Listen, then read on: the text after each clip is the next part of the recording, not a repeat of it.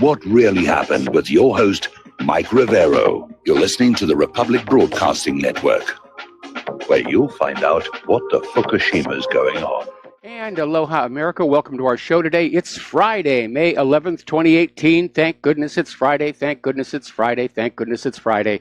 We have lots to talk about today. The phone lines are open, 800-313-9443. Mike is in our control room, ready to answer the phones, put you on the air with your comments, questions, whatever you want to share with us.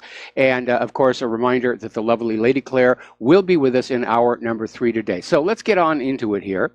And a little bit of good news. Apparently, the southern border around Syria is calm following the Israel-Syria strikes. This according to the United Nations. So that's a little bit of good news. But of course, we're in the skirmish phase of this next war, where you poke and you prod and you get a sense of what's really going to happen when you go in there with full-on force-on-force war here. Now, here's something really kind of interesting. The U.S. has come on out and said that Iran must continue to comply with the nuclear inspections. Now, this is after Trump basically violated the P5+1 deal, just dropped it completely. So in my opinion, Trump has got nothing to say about whether Iran continues to comply with the nuclear inspections. That's now up to Iran, France, Germany, the rest of the P4+1. When Trump walked out of that agreement, he lost any moral, ethical, or legal reasons to go on in there and make any demands at all. Of course, he seems to be operating under the might makes right way of thinking, but the bottom line is it's no longer up to the president. He doesn't really have a dog in this hunt, as it were. Now, Trump is already out there campaigning to try and sort of undo some of the public relations damage that has been done by his pulling out of the Iran deal. And he's out there saying, no, we're going to get a better deal. We're going to get a fair deal. And we're going to get access to all of the Iranian military bases to make sure they're not cheating. And he's out there saying, I want to be able to make a deal with them, a good deal for them, better for them, but we can't allow them to have nuclear weapons. Well, again, that's the big lie. Iran stopped their program to build a nuclear weapon all the way back in 2003, and the IAEA already knows about that. So Trump is out there saying we must be able to go to a site and check that site. We have to be able to go into their military bases to see whether or not they're cheating. Well, the IAEA is already doing that. Iran has not interfered with any of the IAEA inspectors. They've got cameras looking at all the nuclear facilities. Iran is saying that the inspectors don't have a right to go to military bases and just act like foreign espionage agents if the bases don't have anything to do with Iran's nuclear infrastructure, and that seems reasonable. But, you know, is Trump going to allow Iran unrestricted access to all U.S. military bases to make sure the U.S. government isn't cheating? Because the U.S. government does cheat a lot. They told us Saddam had nuclear weapons. They told us the Lusitania wasn't carrying weapons. They told us Pearl Harbor was surprised. They told us the Maine was sunk by a Spanish mine. They told us about torpedoes in the Gulf of Tonkin. The U.S. government cheats all the time. If you want access to each other's bases, if you want reciprocity, that maybe stands a chance. But just this idea of we're exceptional and we have a right to examine all of your military bases and you don't, that's not going to fly. Iran has already said, no, the deal is broken. There's going to be no renegotiation whatsoever. And so Donald Trump has gone from being the master of the deal to the master of the no deal, or the art of the no deal. And the reasons that Trump withdrew from the deal basically were built on lies and disinformation, political propaganda, and catering to the Israel lobby, his top donors, and Benjamin Netanyahu. Now, Trump is claiming he's made America safer. That's a very dubious claim. He's brought us closer to the edge of a global war that inevitably is going to go nuclear. What Trump wants is regime change in Iran, and that's what they're trying to build toward. All right, let's take some phone calls. Mike in Chicago, aloha. Welcome to the show. What's on your mind? Hi, Mike. I found an article today that was reiterating what you were talking about, and I was talking about, I think, last week, having to do with the Harvey, Illinois. Anyway, this was wire points, and the article cited that there's 20 different Illinois cities that could have tax dollars, what I would like to call garnished. Okay. Yes. The comptroller has to garnish the money that comes in order to fund the pension plans that are underfunded. Okay, Mike. And anyway, Mike. Yeah, go ahead. You told our call screener you wanted to talk about ISIS, I thought. Oh, ISIS? Oh, okay. Well, let's leave that alone. I'll tell you what they're talking about now also, and I don't know if you want me to continue, otherwise I could call back and stay on topic, but what they're also talking about now Mike, I'd like you to call back when we're talking about the economic news here and not take us off topic at this particular point. So thank you. All right, that's fine. I'll call back and we'll talk about that article later then. All right, thanks an awful lot. We're going to switch over to Steve Elkins. Aloha, Steve. Welcome to the show. What's on your mind? Well, I already figured that the United States already violated the non-nuclear proliferation agreement when they tacked in that Iran is unable or not allowed to have defense missiles, a defense missile system. So, I mean, they're just writing in new stuff all the time for this agreement. So how can you reach an agreement when you keep tacking on something new? This is ridiculous. Well, that's actually a tactic to make sure a deal is never actually made, because you'll come together, you'll make a deal, and then somebody says, oh, and one more thing. And they say, all right, okay. Right. Oh, and one more thing. And finally, the other side realizes you're not negotiating in good faith, and they walk away. And then the person who's been playing this tactic gets to say, look, they're the ones who walked away. They're the bad guys here. Now, the United States has actually been in violation of the Nuclear Non-Proliferation Treaty for, basically all the way back to 1979. Because under the terms of the NNPT, Iran has every right to build nuclear power plants. They have every right to non-military nuclear applications, medical isotopes, industrial destaticers, these machines that actually X-ray a building using nuclear isotopes. They're allowed all of that. More importantly than that, the U.S., as a signer of the NNPT, is obligated to help Iran build its civilian nuclear infrastructure.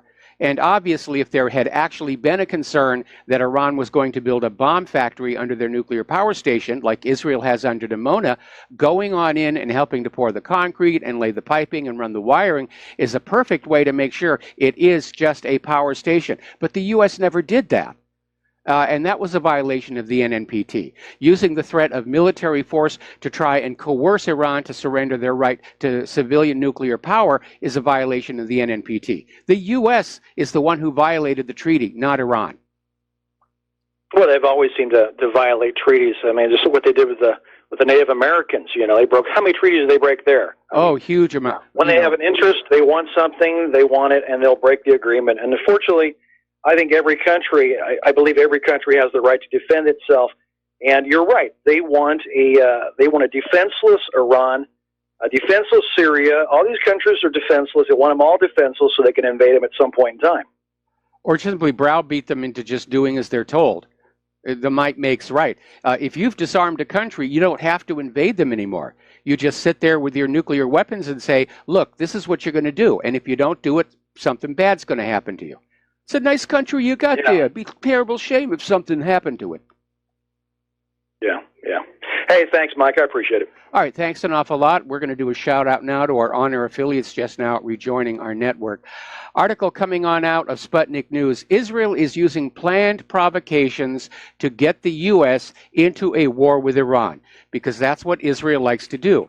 Israel wants those large Middle Eastern rivals like Iraq, Iran, and eventually Saudi Arabia broken up, but they don't want to do it themselves. That's what the Americans are for. We get the Americans to pay for it. We get the Americans to be killed and crippled for it. That's the only reason they're here. And so the problem is that we have all these neocons who are currently surrounding President Trump, who are out there saying, yeah, let's go to war with Iran. Let's go to war with Iran. Of course, when they say let's, they don't mean themselves. They're not going to go. They're going to stay back in the United States in their nice little expensive homes. They're going to keep the kiddies close. It's everybody else's children who have to go fight these wars. Now, as you know, Europe has absolutely dug its heels in about this ending of the P5+1 deal. They're trying to keep the P4+1 deal going along. Iran is saying they're very much interested in that. And apparently over in Israel, a member of the Knesset, Yair Lapid, just lost it. He's furious, saying they've lost it over there. How dare they defy the United States and Israel? How dare they don't recognize that Iran is a terrorist country and help us to smash it? And this was an article written in the Express, and I have it up here, and I want to read you just to show you how biased and misleading some of the reporting is that's going on. Right here, the little tag under the main headline, Israeli MP Yair Lapid raged against the European Union for appeasing Iran to contain the fallout after U.S. President Donald Trump pulled out of a hard-fought nuclear deal hours after Tehran targeted Jerusalem with a missile airstrike. There's the first big lie. Jerusalem has not been targeted. And Iran didn't fire those missiles. Syria did. All the military action so far is taking place in the Golan, which is still legally Syrian territory, illegally occupied by Israel. So, I mean, it's just lie after lie after lie after lie. And I felt I had to post a comment on this article pointing out all the outright falsehoods that were in it. And, of course, it was gone just a minute later. So the corporate media is still protecting its own, still protecting the lies, still protecting their image here. Okay, so as the Syrian army continues to make sweeping gains in Damascus, the terrorists who are basically agreeing to relocate are turning over their weapons. And as we reported before, there's a lot of American-made weapons, a lot of British-made weapons. And now all of a sudden they're starting to see all these Israeli weapons being handed over by these terrorists, which answers a question I'm asked on a regular basis. Why doesn't ISIS and Al-Qaeda, who are supposed to be this Islamic terrorist group, why do they never attack Israel? Well, now you know. Israel's their friend. Israel gives them goodies to play with, things that go bang in the night. Now, a lot of people are looking at this Israeli airstrike and saying that it was less about Iran and more about trying to degrade Syria's increasingly effective air defense systems. Now, we don't know how many Iranians are actually inside Syria. There have been some wildly exaggerated numbers thrown around about the same time as the Israeli media published a satellite photo of the international airport in Tehran and claimed it was an Iranian air base located inside Syria. So it's just more of the lies here. Over in Iraq, once again, they're reporting that U.S. troops are avoiding attacking any of the areas where the Islamic State leaders are to be found in Syria. The troops aren't shelling those areas. The U.S.-led coalition jets are not going near those areas. The U.S. is still protecting their little pet terrorist groups out there. Now, over in Russia, there's a member of the Council of Federation, Alexei Pushkov, and he's saying there are two places in the world where military conflict, direct military conflict between Russia and the U.S. could actually start. And he's saying that obviously that's in Syria, and it's obviously up in the Baltic region, meaning Russia, Ukraine. Apparently, Pushkov thinks that North Korea is no longer a flashpoint. But he's absolutely right. These are two places where we could get into a direct one-on-one war with Russia, and that's going to be a bad idea because inevitably it's going to go nuclear. Remember what Paul Craig Roberts said a couple of months ago, said there were actually people inside Washington, D.C. who were urging an unprovoked nuclear first strike onto Russia. Just hit them hard and smash them and get it over with. That's the kind of thinking that is pervading Washington, D.C. these days. Now, here's a very bizarre article. Pardon me. And at first, you're going to wonder if this makes any sense at all. And this is from Pravda.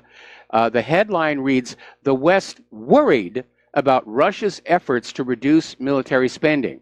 And they basically go on in there and they point out how U.S. military spending is up to $700 billion for this year. And at the same time, the military budget of the Russian Federation has been reduced by 20%. Because Putin wants to spend Russia's money on Russia. So why would the West be worried about Russia spending less on their military? Well, if you're actually thinking about going to war, obviously that would be a good thing. But if your business is using the threat of Russia to get more money out of the American people for the military-industrial complex, that's a problem. Because now everybody's going to be saying, why do you need more money to go up against Russia when Russia is pulling back? And that is definitely a valid point. And that's why the West is worried. The military-industrial complex, they want to scare you with that Russian boogeyman. Be afraid, there are Russians underneath your bed. There are Russians hiding in your bedroom closet. Russians are stealing socks out of your dryer. Be afraid. Give us your money and your children. We'll save you. All right, let's take a phone call. Peter in Los Angeles, aloha. Welcome to the show. What's on your mind? Michael, it's pretty clear that France and Germany and Belgium and a lot of our European historical allies thought this was a horrible idea, this getting out of the Iran deal. And the American people are in the polls, they're against it as well. And so, and you're right, Trump illegally pulled out of it. We're the ones that violated this treaty, not the Iranians.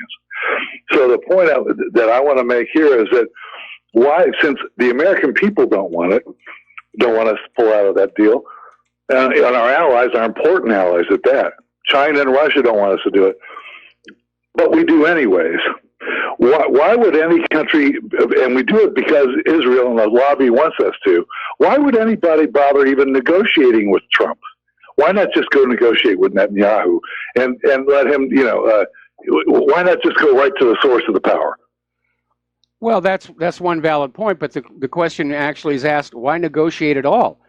Because whether it's Donald Trump or Benjamin Netanyahu, neither one of them can be trusted to keep their word. I mean, especially if you hear some of the things coming out of Israel these days about how it's okay to use these expanding bullets on unarmed Palestinian protesters because they've turned it into a war zone. And the Israeli military is afraid of a bunch of Palestinian protesters carrying flags and signs. I mean, anybody who's willing to say that, they're willing to say anything. And don't forget the motto of Israel's Mossad, by way of deception, thou shalt do war. Israel is proud of the fact that it lies to get what it wants. Look at the USS Liberty as just one example. Has it ever been just more starkly apparent about what's going on? Yeah, I mean, honestly, allies of 40 years in a perfectly, no violations by Iran. And everybody's saying, stay in, stay in. The American people, everybody. And we go with the Jewish billionaires and the Jewish lobby. All for Israel. It's very obvious what's going on to anybody who's paying attention. We just need to get more people paying attention. Peter, stay on the line. We got to take a commercial break, and I have something I want to share with you that happened just this morning, and we'll be right back. And aloha, America. Welcome back to our show. And before we go back to Peter in Los Angeles, I want to remind everybody that Deal for the Front Sight Training Academy has been extended to June 2nd. And I know our promos are saying May 5th, which has already gone by, but it has been extended to June 2nd, so you still have time to take advantage of it. And I got to be honest, if I lived on the mainland, anywhere in the West, I'd go for this deal myself. Okay. All right. Getting on back to Peter. Peter, I actually had something happen this morning that I think we all need to consider maybe a factor in why people aren't responding to what's going on. Claire and I were over at our local big box store stocking up on supplies, and we got to basically joking with the girl at the checkout about how, one end of the state was flooded, the other end of the state's on fire. We're living on the island that's a first strike target if we go to war with Russia. And she made this interesting comment about how that she had just quit paying attention. She didn't watch the TV news any longer, and she just figured whatever was going to happen was going to happen, and there was nothing she could do about it. This is a very nihilistic view of the world. And we've actually seen this before as a phenomenon coming out of depressions or great wars.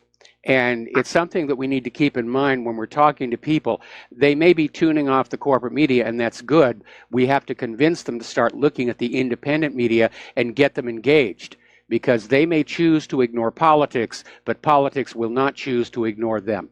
Peter? Yeah, I think they're being intentionally conditioned to be dumbed down. If they listen to those guys, Mike, they're completely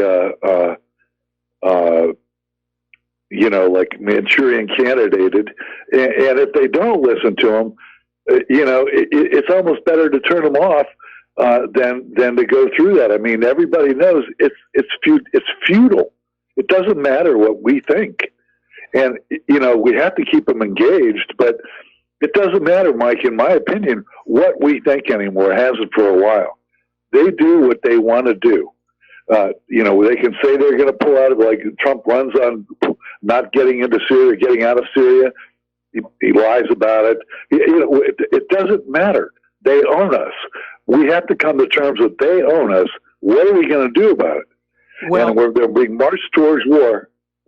Well, obviously I disagree with you, or I wouldn't be doing this. I'd still be in the movie industry or doing something else, Claire's Roadie, which I'm doing also as well. Anyway, but what we can do, we can't influence the government, but we can influence the general population. And that's why they're so afraid of the independent media right now. That's why Facebook and Twitter are engaging in such obvious heavy-handed censorship right now.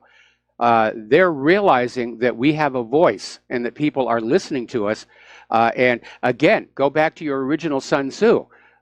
You cannot win a war unless you have an army that believes in the moral rightness of the conflict so that they will fight hard and, if necessary, die for it. You have to have a civilian population that believes in the moral rightness of the war so that they will bear the burdens that war brings even to the victorious side. And we've taken that away from the government. People who are in the military, they know these are wars of conquest. And people who are left behind, the civilians, they're tired of the war economy. They're tired of seeing their children come home in wheelchairs and metal boxes. They don't believe that these wars are right and just. The poll numbers prove it. And at some point, I'm hoping that somebody is going to say, we can't go forward with this any longer. We don't have the backing of our own people. We don't really have the enthusiastic support of our own military. And we cannot win these wars alone on our high-tech wonder weapons, because that was Adolf Hitler's major strategic mistake toward the end of World War II.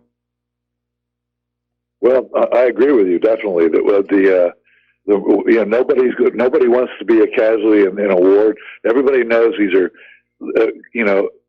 completely a fool's errand. And all these wars we're in, that we're doing it for Israel, where there's nothing in it for the United States. There's nothing to it in it for the American people. Even Trump doesn't believe in it. I don't believe he would have said what he said in the campaign had he believed in it. But the Trump and the entire Congress, they're just whores. They just, they're just whores. What we have to do is to undercut any semblance of legitimacy that they still have. That's what we can do. We can do that. We are doing that right now. And I was serious. I get all these phone calls coming on in saying, call your members of Congress and everything. That's all well and good. They're not listening. We ought to take that same energy. Stop trying to change the government. It does not want to change. And instead take all of that same energy and just turn it to everybody that you know. ordinary people like you and I, teachers, bakers, bricklayers, whatever, anybody who will listen and just say, we are in serious trouble. We're heading into a world war. We're probably going to lose this thing. And if anybody comes back and says, oh, our government would never do anything like that, just remind them about how we were lied to about Saddam's nukes. And if they come back and they say, well, the U.S. has never lost a war, just remind them about Vietnam and the fact that we never actually won the Korean War. And just chip away at those core beliefs. Anyway, Peter, got to let you go. We have to do another break for commercials. We'll be back with more news after these words from our sponsors. Aloha, America. Welcome back to the show. And you'll probably remember not too long ago when I was talking about Donald Trump, the image of him that's emerging as very weak, very easily manipulated, and particularly susceptible to flattery. And under the 5th anniversary, Israel-Gaza border are continuing. The violence is continuing. The corporate media is totally ignoring it. Most Western governments are refusing to comment on it anymore. But lost amid all of the noise and smoke and fire is that Hamas has offered Israel a ceasefire deal, a truce offer, to just say, let's just calm things down in place and get away from all this stuff. And Israel is simply refusing. And analysts are saying that news of that refusal may exacerbate tensions in the area. Now, on May 15th, next week, that's Nakba Day. Now, Nakba is Palestinian for the tragedy, which is their view of what happened when Israel was carved out of their country.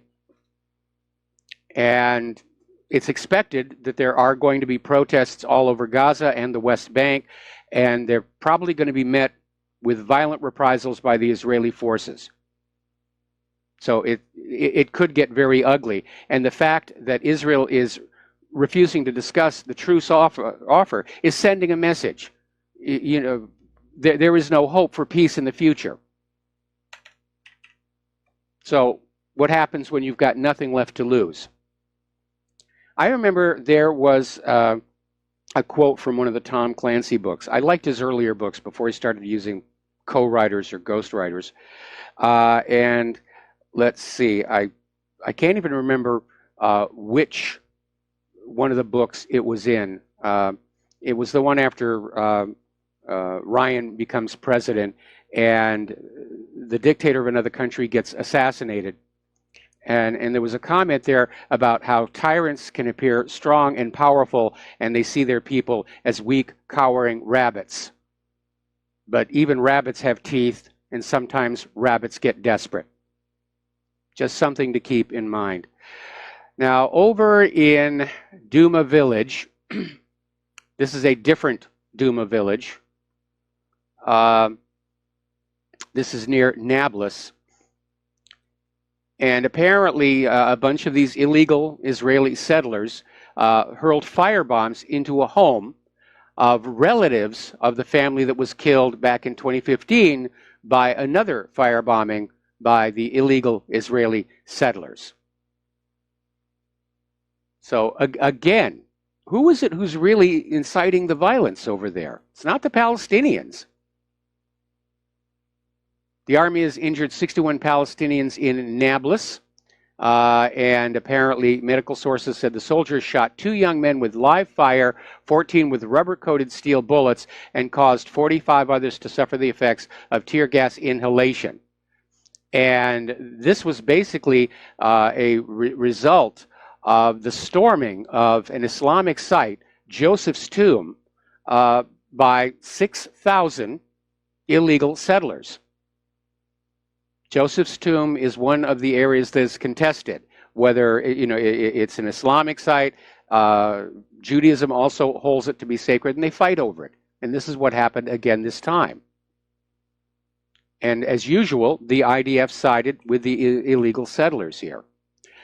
Up in Russia, Putin has started his 4th term by sacking several senior ministers, several very prominent ones, who aren't performing, who aren't doing what he wants them to do. Trump should have done the same his first day in the Oval Office. I think that was probably his biggest single mistake, coming on into the White House, was trying to be magnanimous in victory and saying all the Obama holdovers could stay on and hold on to their jobs. And he mistakenly believed that because he was now the boss, their loyalty would transfer to him. That may be how it works in the world of business. That isn't how it works in the world of Washington, D.C. politics. And that, I think, put him on the path to being compromised by the deep state. Meanwhile, Nikki Haley is once again flapping her gums up at the United Nations, calling for regime change in Venezuela. I mean, here the United States can't handle the wars it already has. It's still stuck in the quagmires of Afghanistan, can't get out of Iraq, still stuck in Syria after 8 years. And Nikki Haley's out there saying, yeah, we can take on another one.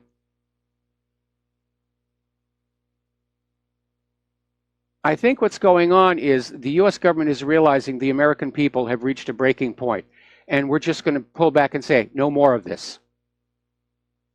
And it's not like we have to actually do anything to the government. We just have to stop listening to them, stop agreeing with them, stop saying, yes, it's okay. Withdraw our consent. And I think they understand we're getting close to that point. So they're trying to get all these areas with the oil resources under their control as quickly as possible, in order that those resources be traded in the U.S. dollar. They're trying to bring back the petrodollar, trying to bring back the Bretton Woods Agreement. They're failing miserably. And so Nikki Haley is saying it's time for regime change in Venezuela. Well, Nikki, here's your rifle. Here's your parachute. Here's your day-glow orange jumpsuit left over from the CIA's torture centers. Watch your head climbing into that transport plane, and we'll call Nicolas Maduro and tell him you are on your way down there to kick his butt all by yourself. But we, the American people, have had enough. No more wars. We don't like them. We don't want them. We hate paying for them. We don't like to sacrifice our children in them. They do not help our nation. They only help the bankers, the military-industrial complex, the neocons, and people who dream of glory, who go to sleep at night thinking that if they blow up enough of the world, in future generations, school children will be forced to memorize their name and picture. Getting to the domestic politics now, it's now starting to come on out that former Obama advisors Ron Klain and Kip Wainscott have been advising the crowdfunding organization raising money for Stormy Daniels, which her lawyer claims is completely nonpartisan. It's just all about consensual sex and hush money. If I were Trump's lawyer, I'd be asking, why was the money paid? Did Stormy Daniels extort Donald Trump? Because I don't think Trump just said, I feel like giving Stormy Daniels $130,000 today. Doesn't strike me as that kind of a guy. I know he's got a lot of money, and he could always send a few bucks my way. Don't think it's going to happen. But to me, that's the real unasked question in this whole Stormy Daniels affair. Did this porn star try and extort Donald Trump? And did Donald Trump go along with it rather than have a big media stink? Because you know how the media loves a good sex scandal. But somebody needs to ask that question. Who initiated the discussion of a payment?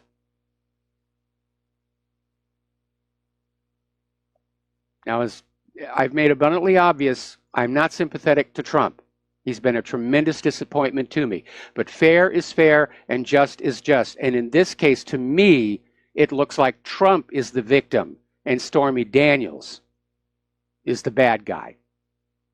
And not just because she's a porn star. Now, Tom Fitton over at Judicial Watch is describing there's been another miracle. It's a miracle. The FBI has found more tarmac meeting documents and will soon forward them to Judicial Watch toward the end of the month. And apparently they're now admitting there are even more documents. Apparently part of the problem is the Strzok page texts included mentions of documents about the tarmac meeting. That's what got Judicial Watch on the scent, as it were. Still getting stonewalling. The FBI and the Department of Justice are trying to keep a lid on whatever this scandal is, and I think I know what that scandal actually is.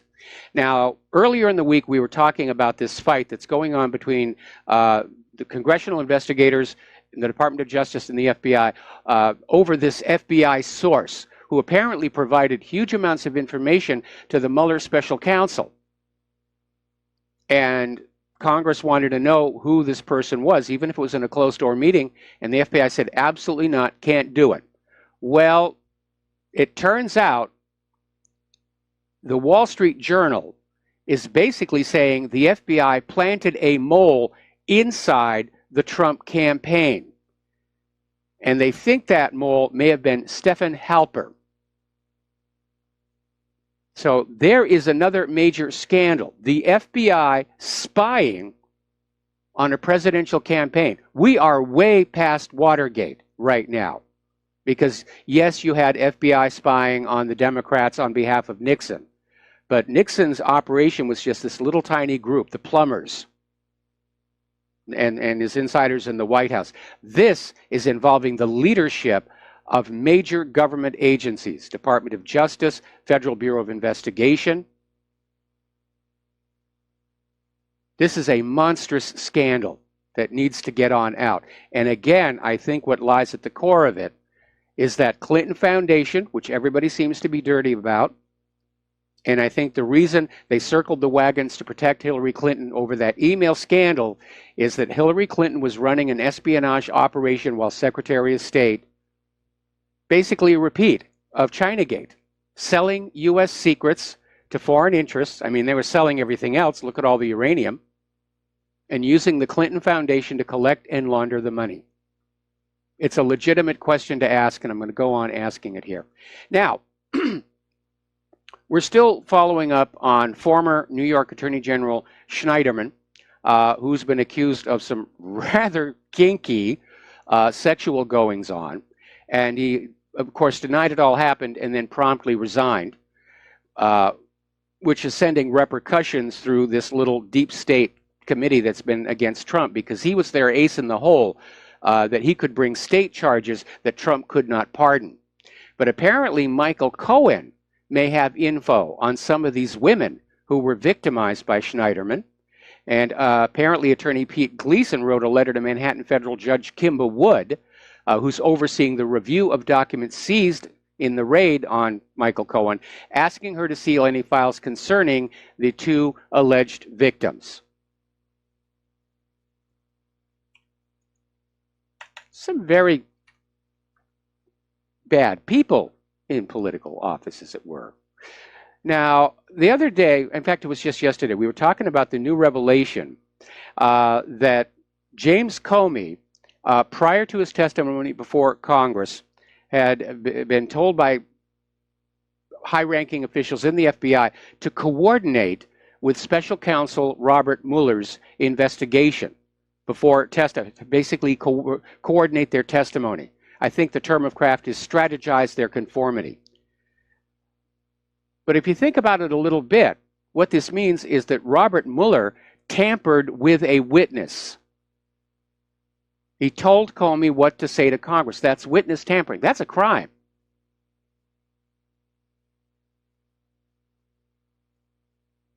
It's a criminal government. It really, really is.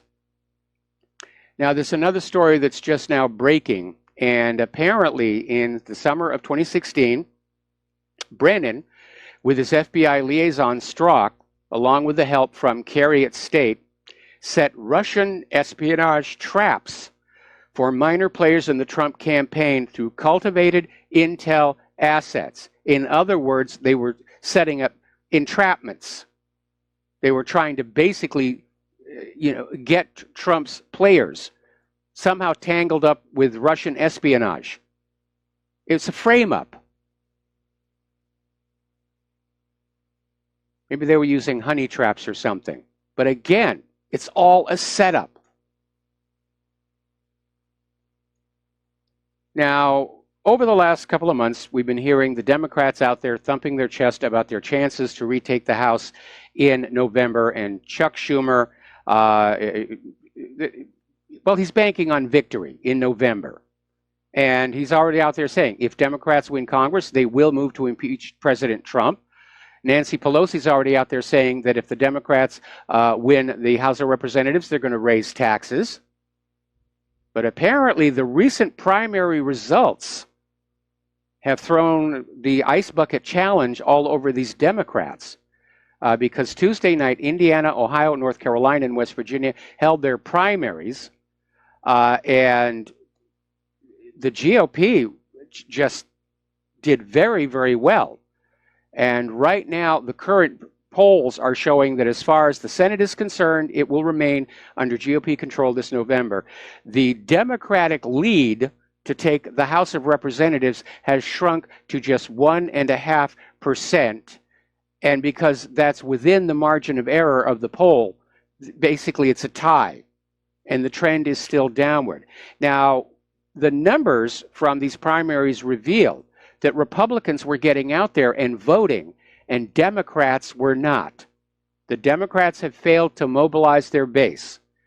And that may be due to one of two reasons, both of them going back to 2016. It may be that Democrats were just turned off by all the antics of the DNC and the Hillary campaign relative to Bernie Sanders. Or it may be because of all the recent talk about how regaining the House of Representatives is a shoo-in. The Democrats said, I don't need to bother going out and vote. We've already got this. It's a lock. But in any event, the primaries held this week were a tremendous disappointment to the Democrats. Now, Gina Haspel is expected to win confirmation. She's got enough votes to do it. But the debate over the torture issue continues. And when we come back from these commercials, I will elaborate. We'll be right back.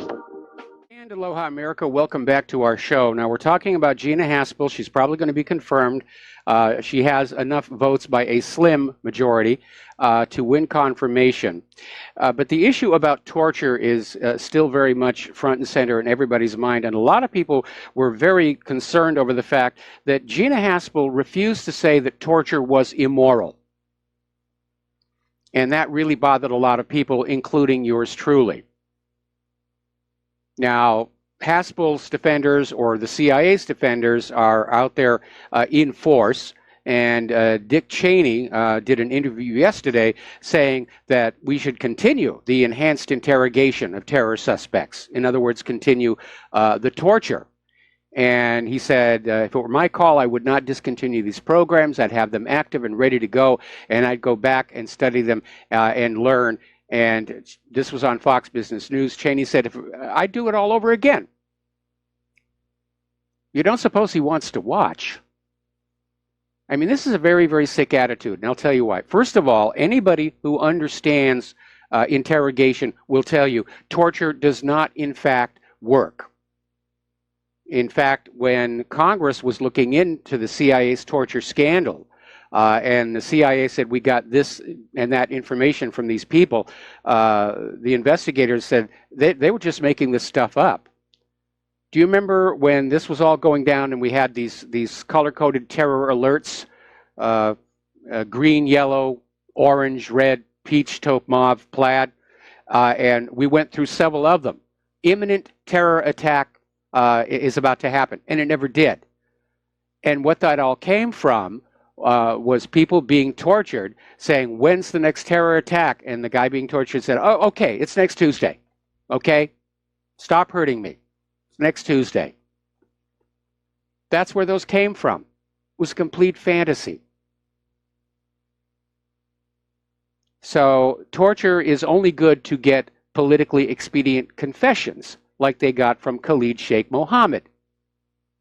They only had to waterboard him 183 times to get him to confess to being the mastermind of 9/11. And by the way, he suffered permanent brain damage as a result of that abuse.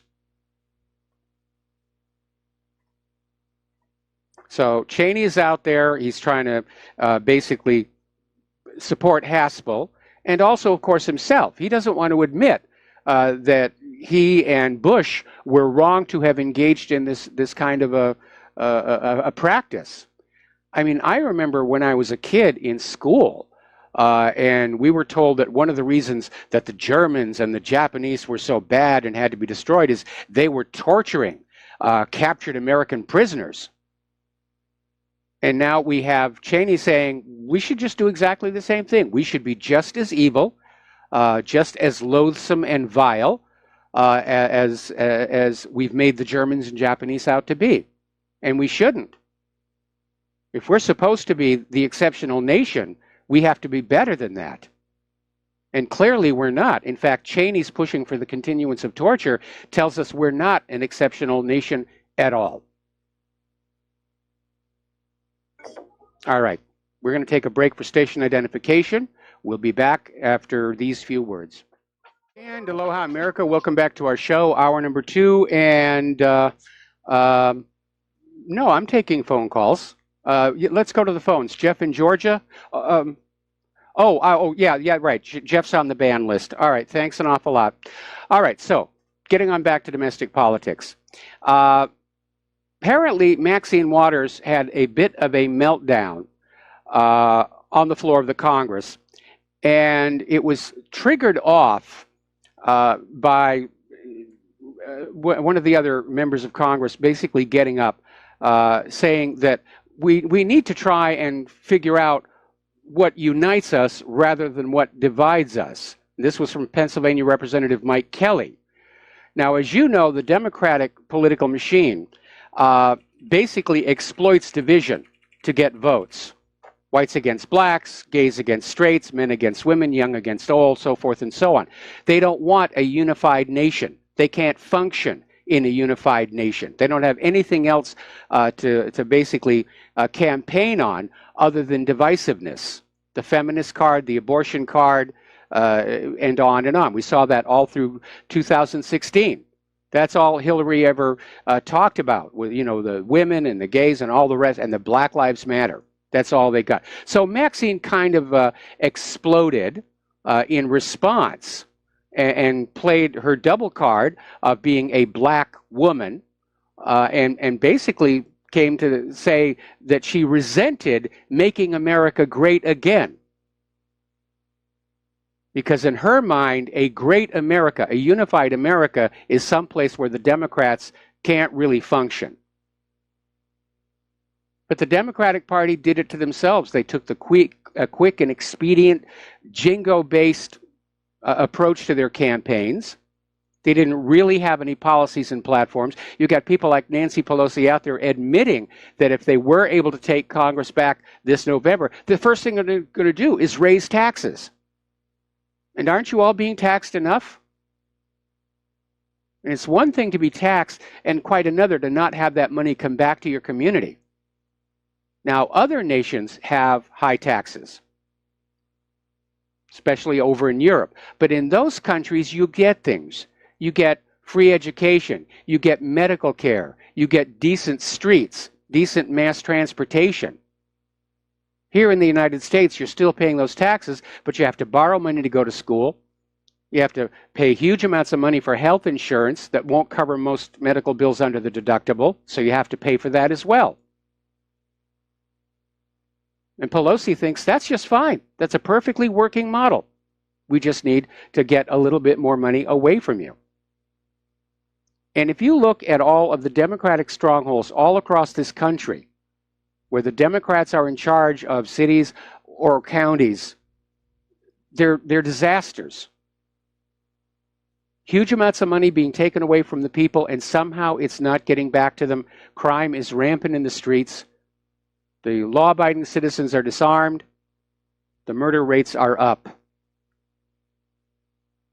The Democrats, the liberal Democrats, are living in a dream world, and that's been a big problem with liberalism all along. They're campaigning on what they imagine the world could be and get very angry with anybody who refuses to go along with the fairy tale. And again, that's because the entire political, philosophical foundation of liberalism goes back to an intellectual fraud, Coming of Age in Samoa by Margaret Mead, which sold the idea that we are all born with a completely blank mind and that everything that we think is a result of the environment. And so the liberal justification for trying to control everything is, if we control everything around you, we will control what's inside your mind, and you will be a happy little mushroom. And it doesn't work that way. Mead's book was a fraud. It's been documented. She made so many mistakes in that book. She went down there to basically prove a preset agenda. And of course, the liberals still hold Mead up as an icon, because her book is the foundation of their entire justification for tinkering with everybody's life. Okay, now, here's another Democratic congressman, actually a former Democratic congressman. His name is Mel Reynolds, and he used to be a Democratic congressman from Chicago, but he's decided he's given up on America because he just had his third criminal conviction. And now he's had it. He's given up. He's going to move to Africa when he gets out of prison. Okay. Now, Rosie O'Donnell is trying to recover from the revelation that she exceeded campaign finance laws by donating way too much money using 4 different names and 5 addresses. And get this, right now she's out there saying she didn't know she was breaking the law when she did this. She just decided she needed to use 4 names and 5 addresses. It doesn't mean there was anything wrong there. Of course, you know what the judge is going to say. Ignorance of the law is no excuse, which is rather thin. I mean, back in the days when the law was simple and knowable. But today, even most lawyers don't know all the law. So let's talk about the economic news now. Apparently, the Fed is looking at the end of quantitative easing right as mortgage rates begin to soar. And that, to me, looks like that's a collision waiting to happen. Now, California just gave itself a $200 per year tax income increase for every new home that exists. So that's about a 2% gain on your annual property tax. And it's not going to help because taxes have gone so high in California that Californians are moving out. They're moving to more rural Midwestern areas where life is a little more reasonable. And I'm sure that the deteriorating conditions inside California from the illegal immigrant influx is contributing to that as well. Now, when Claire and I were in San Francisco, when I was working on Day After Tomorrow, it was a beautiful city. And we really liked being there. And frankly, if the company where I'd worked on Day After Tomorrow had offered me a permanent job, I would have taken it. And we would have moved back there. But looking at San Francisco today, we're hearing all these stories about urine and feces in the streets and just trash everywhere. Starting to look like basically any other democratic city. Now, over in the European Union, and this is the reason why that Israeli member of parliament went ballistic and said Europe has lost it. Oh, and by the way, somebody wrote on in and said that the Express put my comment back up. Apparently, they read my update on the webpage or something. But anyway, the European Union is moving to defend companies from U.S. sanctions against Iran. And one major argument against the U.S. withdrawal was the impact it would have on U.S. relations with the other parties to the deal, including European allies. And that's certainly true. It has driven a major wedge between Europe and the United States. And Europe is now scrambling to strike back against the U.S. Measures. And they're trying to figure out some safeguards. They're even talking about the EU passing laws basically blocking sanctions and saying they don't apply here anymore. And the only reason U.S. sanctions have any teeth is the number of countries who will go along with them. But all of a sudden, that is starting to break. They may have gone to this well a few too many times. Over in France, they're out there saying, say Bruno de Marie, are we America's vassals? And so France is now vowing to go on trading with Iran and to defy U.S. what they term economic policemen. And he's saying it's time for all European states to open their eyes and stop being puppets of the United States. This is not going well for the United States government. And they've been a superpower for so long, since at least since the end of the Cold War. They just got used to the idea, we're running the planet. Everybody will do what we say. Well, that's rapidly falling away between our economic fragility and the demonstrated poor performance of our weaponry in Syria. More and more of the world are saying that the U.S. is a paper tiger. It's becoming an empty suit. And they're not afraid as much as they used to be. And they're certainly not showing any respect, because we have behaved in a very disrespectful fashion. Iran is out there saying that the U.S. exit from the P5+1 deal will not impact oil exports. Well, it will in one significant way. None of that oil is coming to the United States. And you're going to feel that pain at the gas pump. Iran's going to find plenty of other customers for their oil. Certainly, it looks like they're going to go on selling to Europe, and they'll find other markets. Now, there's an interesting little article over here in Sputnik News. Why Soros, Goldman Sachs, Wall Street tycoons embrace Bitcoin. And they're basically saying that George Soros and Wall Street tycoons have warmed up toward Bitcoin. And there's a warning coming from Tom McGregor, who's a Beijing-based political analyst and Asia-Pacific commentator for China's national TV broadcaster CNTV, saying that these cryptocurrencies can be used for ill-gotten gains to the point where they pose a grave threat to national currencies.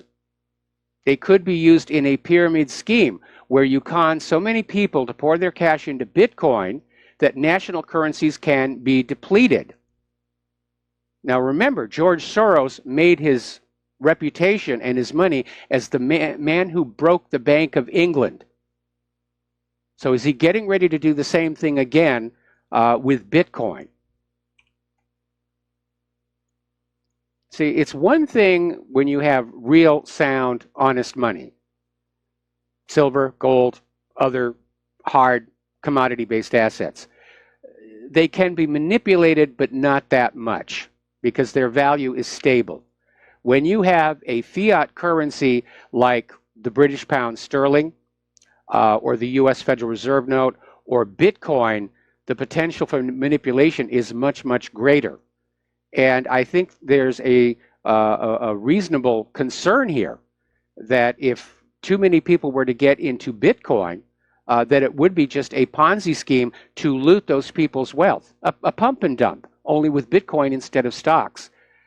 And I've always had caution towards cryptocurrencies. I like the underlying idea of a medium of exchange not under the control of private central banks. But the problem is there's nothing good that comes into this world that the bankers cannot turn to evil purpose. And that seems to be the case with the Bitcoin as well. Now, the Russian ruble is being basically pulled up with the oil price rally.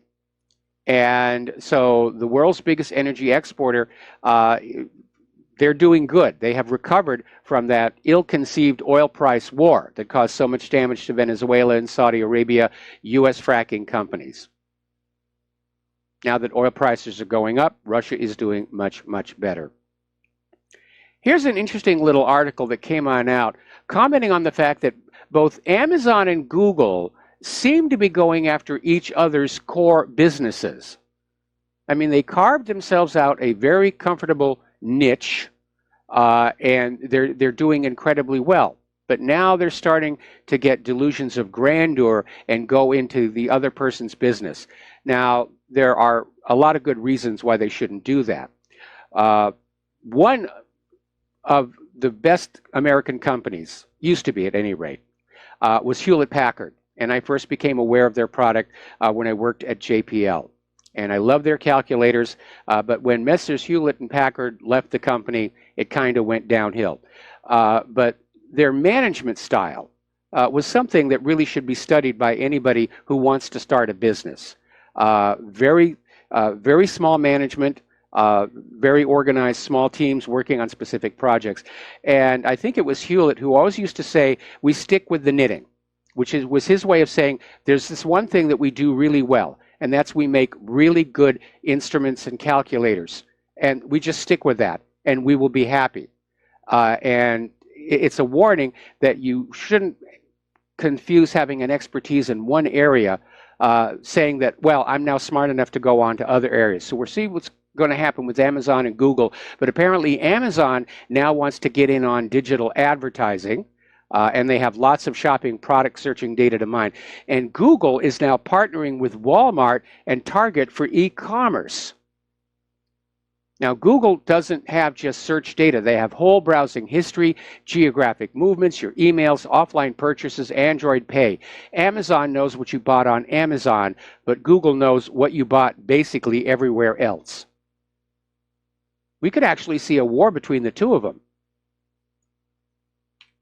Frankly, given Google's recent treatment of the truth movement, I hope Amazon wins. Over in Great Britain, the British people are getting very, very angry with the House of Lords. And it's a little different from the House of Representatives and the Senate here. In Parliament, there's the House of Commons who are elected, and the House of Lords who just get to be there because they're rich. And the House of Lords is supposed to just monitor legislation and provide guidance, not try to run some unelected dictatorship in which they clearly do not believe that the little people are capable of thinking for themselves. And the House of Lords is trying to find a way to wreck the Brexit deal. And now it's coming on out that more than a few of the members of the House of Lords are receiving huge farming subsidies directly from the European Union. So there's a clear conflict of interest. And the British are wondering, who's keeping an eye on the House of Lords?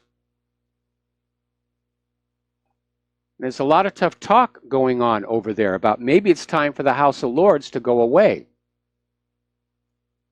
Over in Germany, there's a tremendous outrage there. This is from Sputnik News.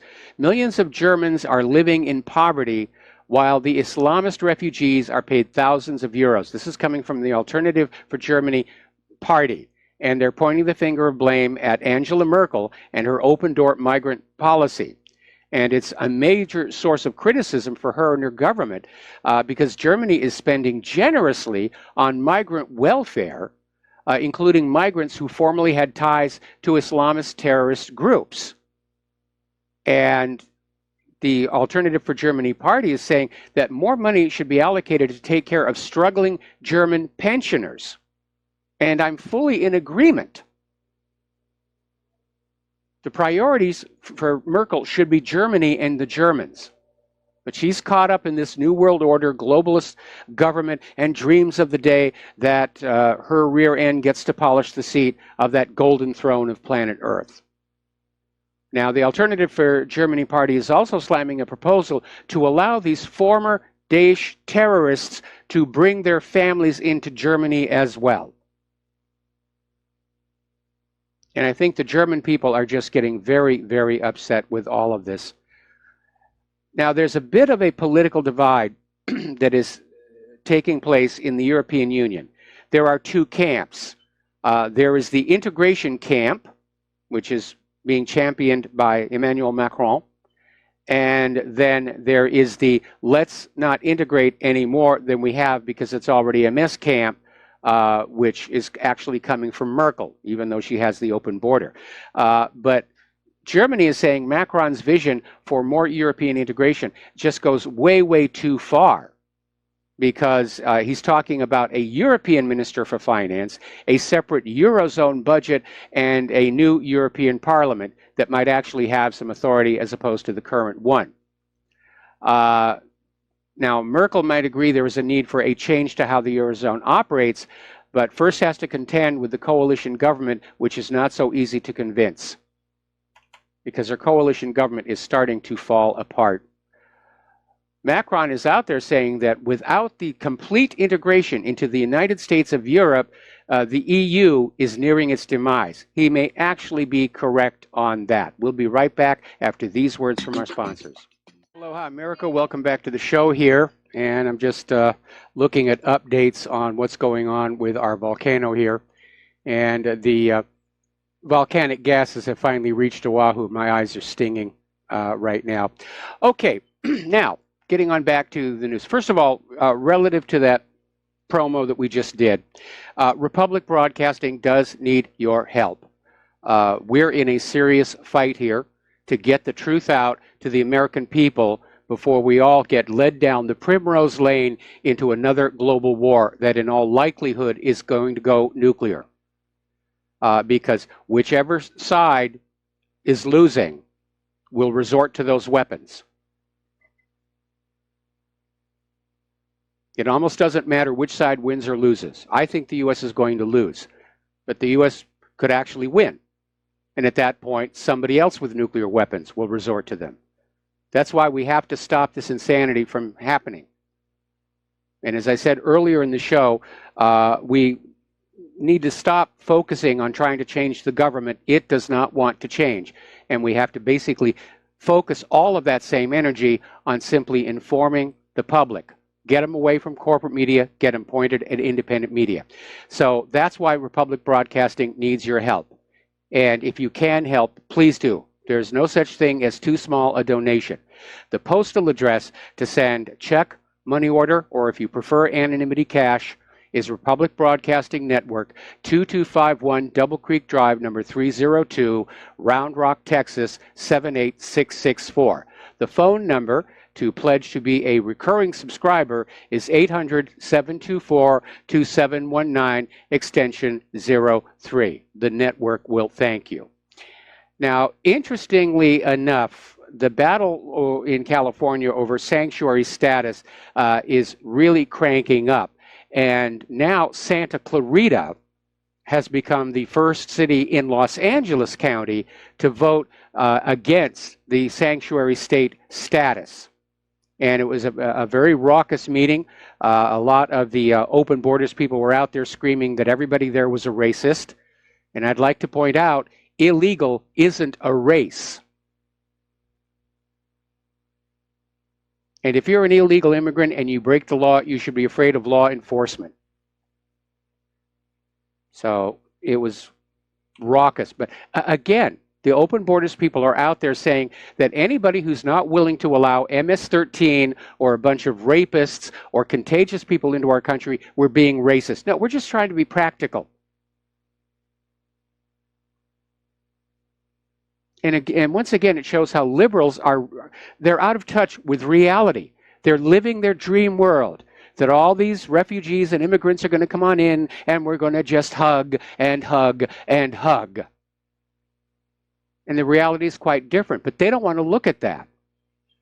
You try and force them to look at that, and they scream that you're racist, or they cry and get their Play-Doh or their little bubble wrap or whatever it is that they do to deal with their stresses and tensions.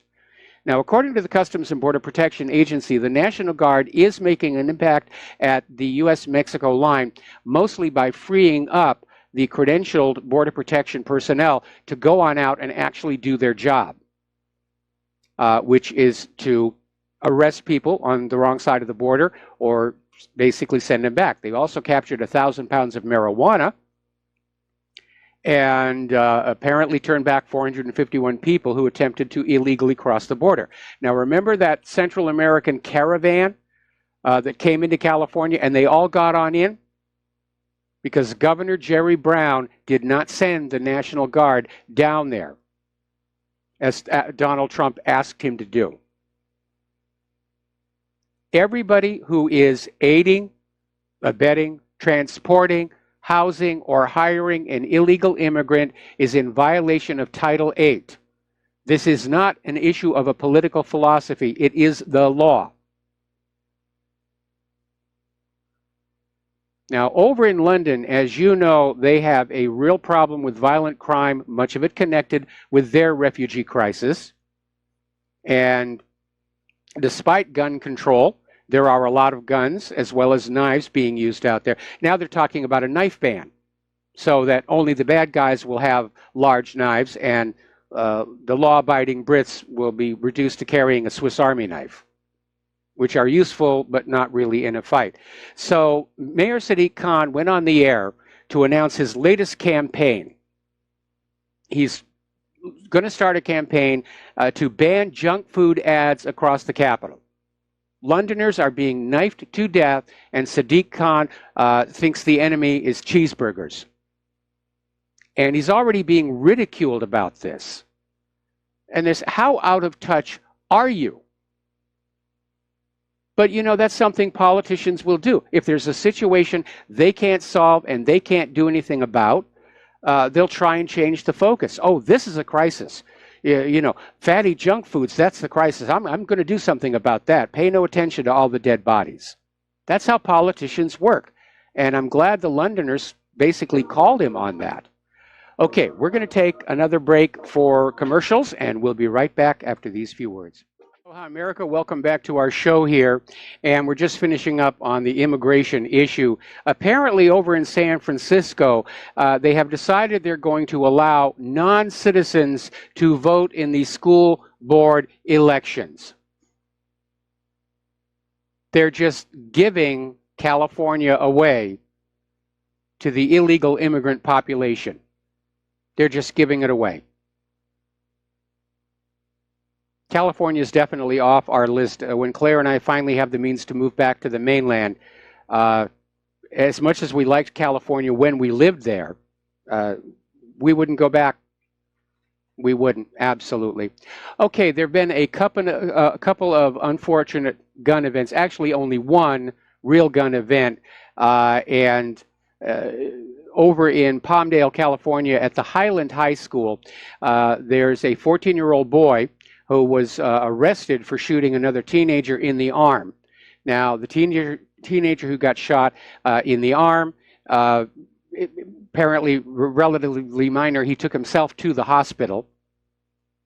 And the 14-year-old shooter apparently is a male Hispanic.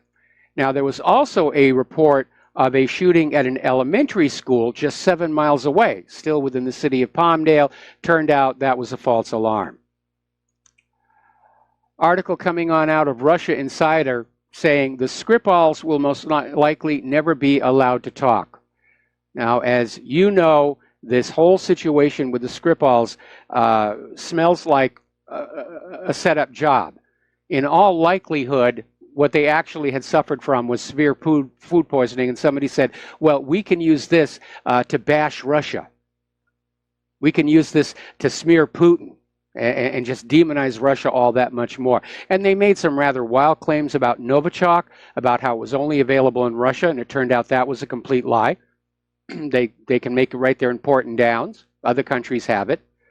And then they claimed that the doorknob of the Skripal's home was painted with something like 50 grams of Novichok, which would have poisoned the entire neighborhood. One of the samples sent to a lab identified a contaminant that's only available from the United States. And finally, of course, the media has now shut down the story. The prevailing rumor is there was a D notice issued on the story. So Russian diplomats and family members are very angry over the fact that Britain is not allowing any contact at all with either of the Skripals. They're holding Sergei and Lulia incommunicado. For all intents and purposes, it's a kidnapping. Still trying to protect the lie. All hail the lie. The lie must be protected. All right, so you're going to love this one. Not too long ago, we talked about how South Carolina passed a law equating criticism of the government of Israel with anti-Semitism, which is like saying that the only reason people ever criticize the Nazis is they hate Germans, and criminalizing it. If you say anything bad about the government of Israel in South Carolina, you will be in trouble. Well, it's getting even worse than that because apparently the Connecticut legislature has passed a law requiring Holocaust education in all state high schools. You will accept your brainwashing. Now, I have two problems with that. First and foremost is there are reasons to doubt the Orthodox story of World War II, primarily based on how badly we were lied to about Saddam's nuclear weapons. And Israel is trying to basically force this on all school kids. Remember, it was Spielberg out the other day saying, oh, yes, it should be a mandatory part of education. My second problem I have with this is how is this kind of indoctrination going to help these kids get into a college or a decent job? Shouldn't these kids be learning how to read properly, how to write, how to do math, science, engineering, problem solve? That's a big problem. Our schools are not educating our kids. Our kids' test scores are in decline against the rest of the world. One of the reasons that corporations are demanding more H-1B visa workers is because these workers come in from other countries fully educated and ready to go. And our schools are producing graduates, if you'll pardon the term, who are not all that literate, certainly not math literate. They don't really have the skills needed for the decent jobs, and on top of which they're saddled with thousands of dollars of college loans. And by the way, the interest on those loans just went up 0.5%. So the college loan bubble just got a lot worse. But I think the people of Connecticut need to ask what the heck is going on, where the schools are just out there not educating our kids, just telling them to believe. Believe in the 6 million. Believe in the gas chambers. We don't need to show you any proof, and pay no attention to people who've got proof to the contrary. Just believe. If you're a loyal American citizen, you will just believe as we tell you to believe. That's a good little mushroom. All right, so let's talk about our local volcano because, again, far from over. Apparently the volume of the toxic gas coming out of the East Rift Zone on the Big Island is increasing. There are now 15 fissures. At the moment, none of them are have lava flowing. It's basically sealed over. But the tilt meters are now showing the deformation starting to increase again. And that suggests magma is moving even further to the southeast, where it may break out again. Now, the real problem is scientists are very concerned over the sudden drop of lava in the Kilauea crater. And originally, they were saying their concern was that if it goes below the water table, that water would start getting into the channels and there would be steam-generated explosions and a large event. Well, now they're upping that a little bit and saying the concern is that the sudden drop of the lava level may mean that the pipe that connects that crater to the magma chamber below has become plugged and pressure is building up behind it. And if the plug were to let go, there would be a very significant eruption. We're talking about an eruption where the ash cloud could actually reach the mainland, and it would be flinging these multi-ton boulders for miles. So Volcano National Park is closed. And again, we're keeping an eye on it. But the whole planet is rocking and rolling here. Let's take some phone calls. Curtis in Nevada, aloha. Welcome to the show. What's on your mind? Curtis, are you there? Yeah, can you hear me? I can hear you now. Okay. I'm listening to your callers and your program, and I would argue that Europe has been controlled by the deep state longer than the U.S. has. Would you agree with that? Well, it all depends on what you mean by the deep state. I'm sure that every nation has their own form of the deep state inside, but you're talking about the globalists. Yeah. I'm talking about the globalist agenda. that we're basically have been against. And my point is that somebody makes a statement saying that Europe is our historic allies.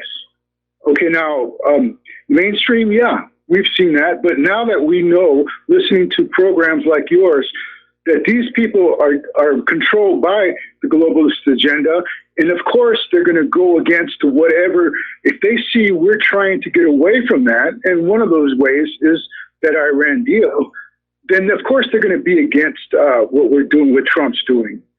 But I mean, if they don't understand by now that these European heads of states are not our friends, when will they ever? I mean, are they not listening to us? Are they going back to what they remember back in World War II, or from what the mainstream has always said about Europe? You see my point? Again, I think it is a fallacy to imagine that there is some single monolithic entity that's calling the shots for the entire planet. What we have are competing factions, each with their own agenda, going back and forth against each other. And I think the clearest illustration of that, of course, is the globalists want the open borders, even though it is contradicted by the people who want the European Union to stay apart. Those two policies are clearly in conflict with each other. And I think if there was a single monolithic entity in control of the Earth, times would actually be kind of smooth and rather dull and boring. The reason for all the conflict is that you have these different disparate groups with their own agendas that are now raising tensions against each other. As far as Europe, obviously Europe's been around a lot longer than the United States, and they have a lot of historical traditions that they're living with. And for that reason, I think it might be valid to say that their local deep state is probably older than our deep state. But whether they're coordinating or not, nobody really knows. But from all the turmoil I'm seeing around the globe, I'm not seeing evidence of any kind of a single global deep state at work. I'm seeing a lot of little deep states at war with each other.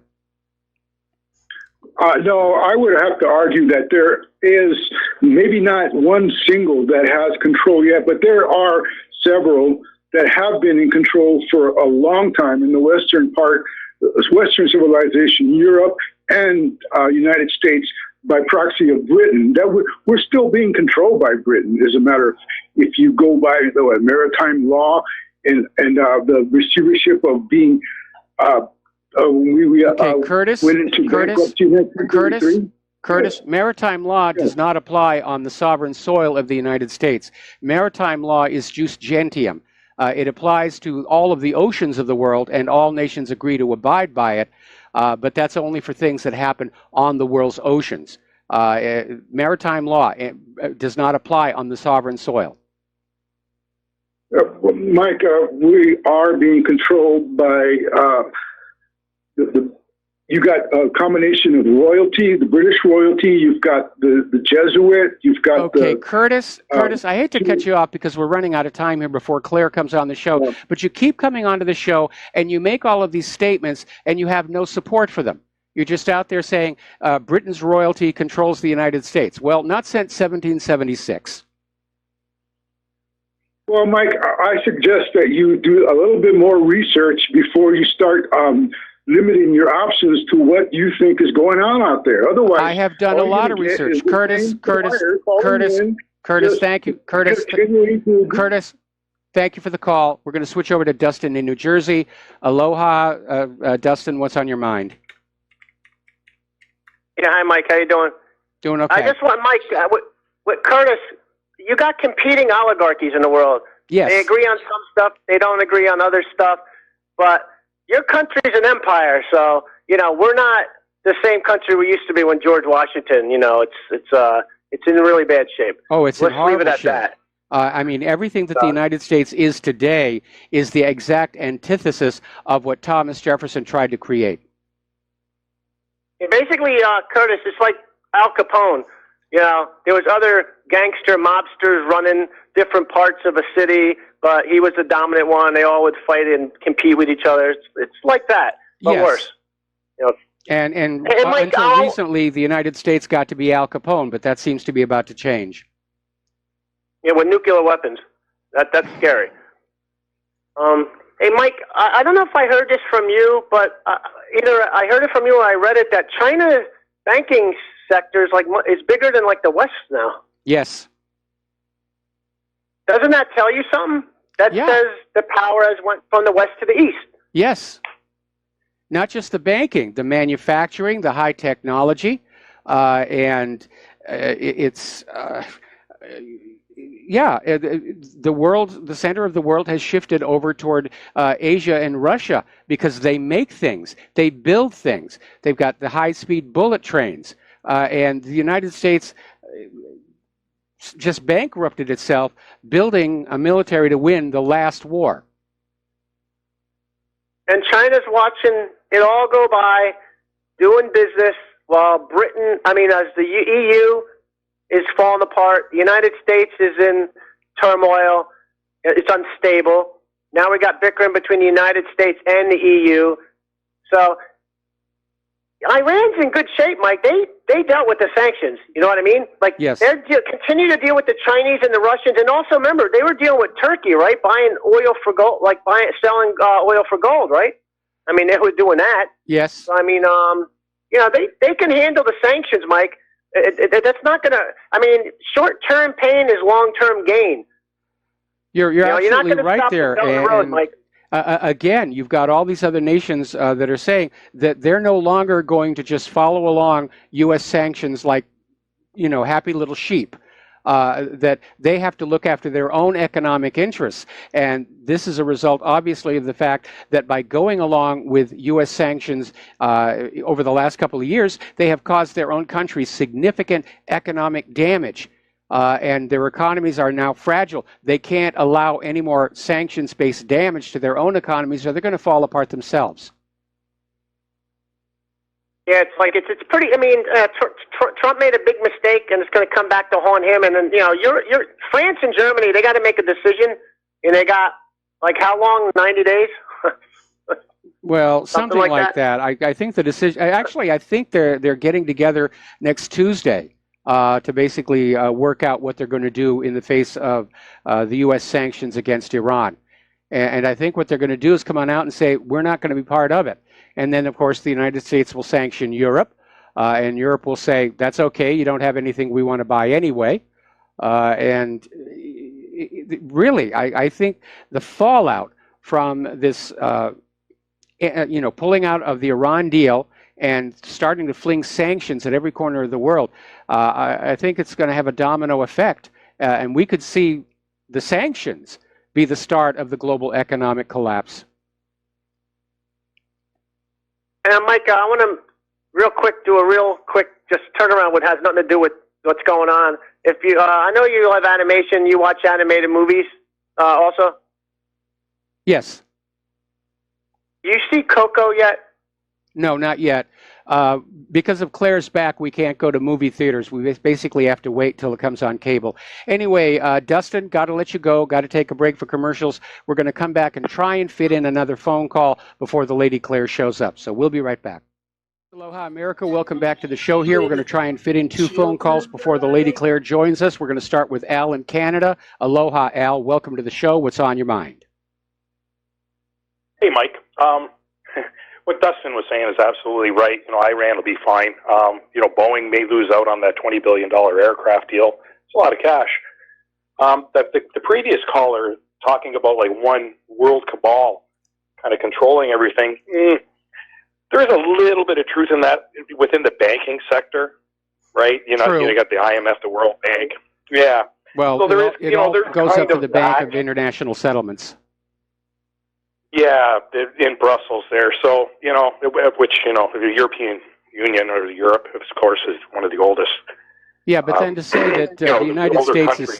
To say that the United States is still under the control of the British royalty, even Britain isn't really under the control of the British royalty anymore. And then, of course, for him to basically insult me on my own radio show by saying I obviously haven't done enough research because I don't agree with him, that was definitely crossing a line. Well, maybe he should start his own talk show. But I'm pretty sure that, probably a good 99% of everything you say is true. And even when you make a mistake, you admit it. And you say, what I said was false and blah, blah, blah, blah, blah. Because, everybody's fed false information from time to time. Yes. But the British monarchy, I don't know why that stuff is still alive. They're not royalty. No one's royal. We're all the same. And, maybe one day when we get rid of currency and we can manage to get along with each other, even within our own borders, we can have, this world federation. It's not going to happen for a couple hundred years, in my estimation, assuming we even live past the next 5 or 6. Yes. So I appreciate you taking my call, Mike. Thank you very much. All right. Thanks an awful lot. And we're going to go to Vivian in Canada. Aloha, Vivian. Welcome to the show. What's on your mind? Yes. Hi, Mike. I'm sorry to be the one to say this, and I suspect others are thinking the same thing. It's already too late. By the time we become aware of the severity of the problem, it's already out of control. And if we want to see our future, I think we have to look at Palestine over the last 70 years.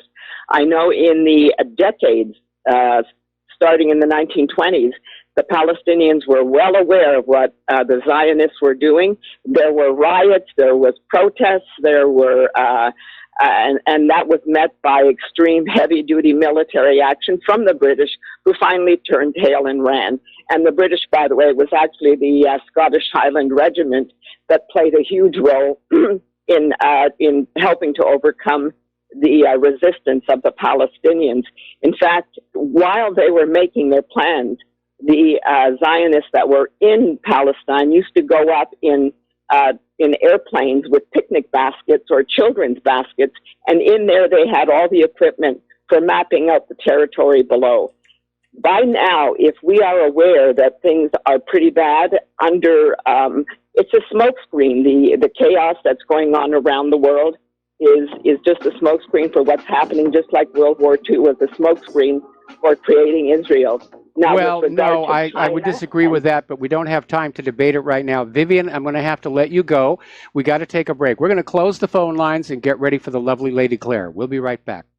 And aloha, America. Welcome back to our show, hour number 3. We're going to close the phone lines for a little bit while Claire gets her news out. And obviously, for those of you watching on YouTube, the gorgeous creature sitting over here is my lovely wife, Claire.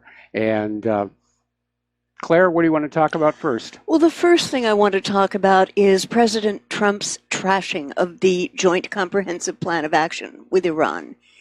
And I've got to tell you, Mike, this doesn't appear to have anything to do with nuclear weapons, missile development, or even Iran's supposed role as the world's top sponsor of terror. I laugh every time I hear that phrase here when you look at all these terrorists who are surrendering in Syria armed with American, British, and Israeli weapons. Yeah, I mean, it's so hysterical. The problem with starting to laugh at this stuff is it gets very hard to stop. But what this is all about is squeezing the Iranian economy with harsh sanctions, about making the people of Iran scream economically, overthrowing the mullahs and installing the Mujahideen Khalq, MEK for short, also known as the People's Mujahideen. Now, in other words, a regime change. Yeah, exactly. Now, last year, John Bolton told a gathering of MEK supporters, the organization formerly listed as a terrorist group, it is a viable alternative to the current government in Iran. Now, that's really? a little hard to get your mind around. We have MEK, formerly a terrorist group until they started working for us, for working for the U.S. government, is now being groomed to be the new government of Iran. Yeah, it boggles the mind. And now that Bolton is Trump's guy, Plan B, as opposed to Plan A, bombing the heck out of Iran, can proceed. But it's a plan to not necessarily have to do war against Iran, but destroy it economically.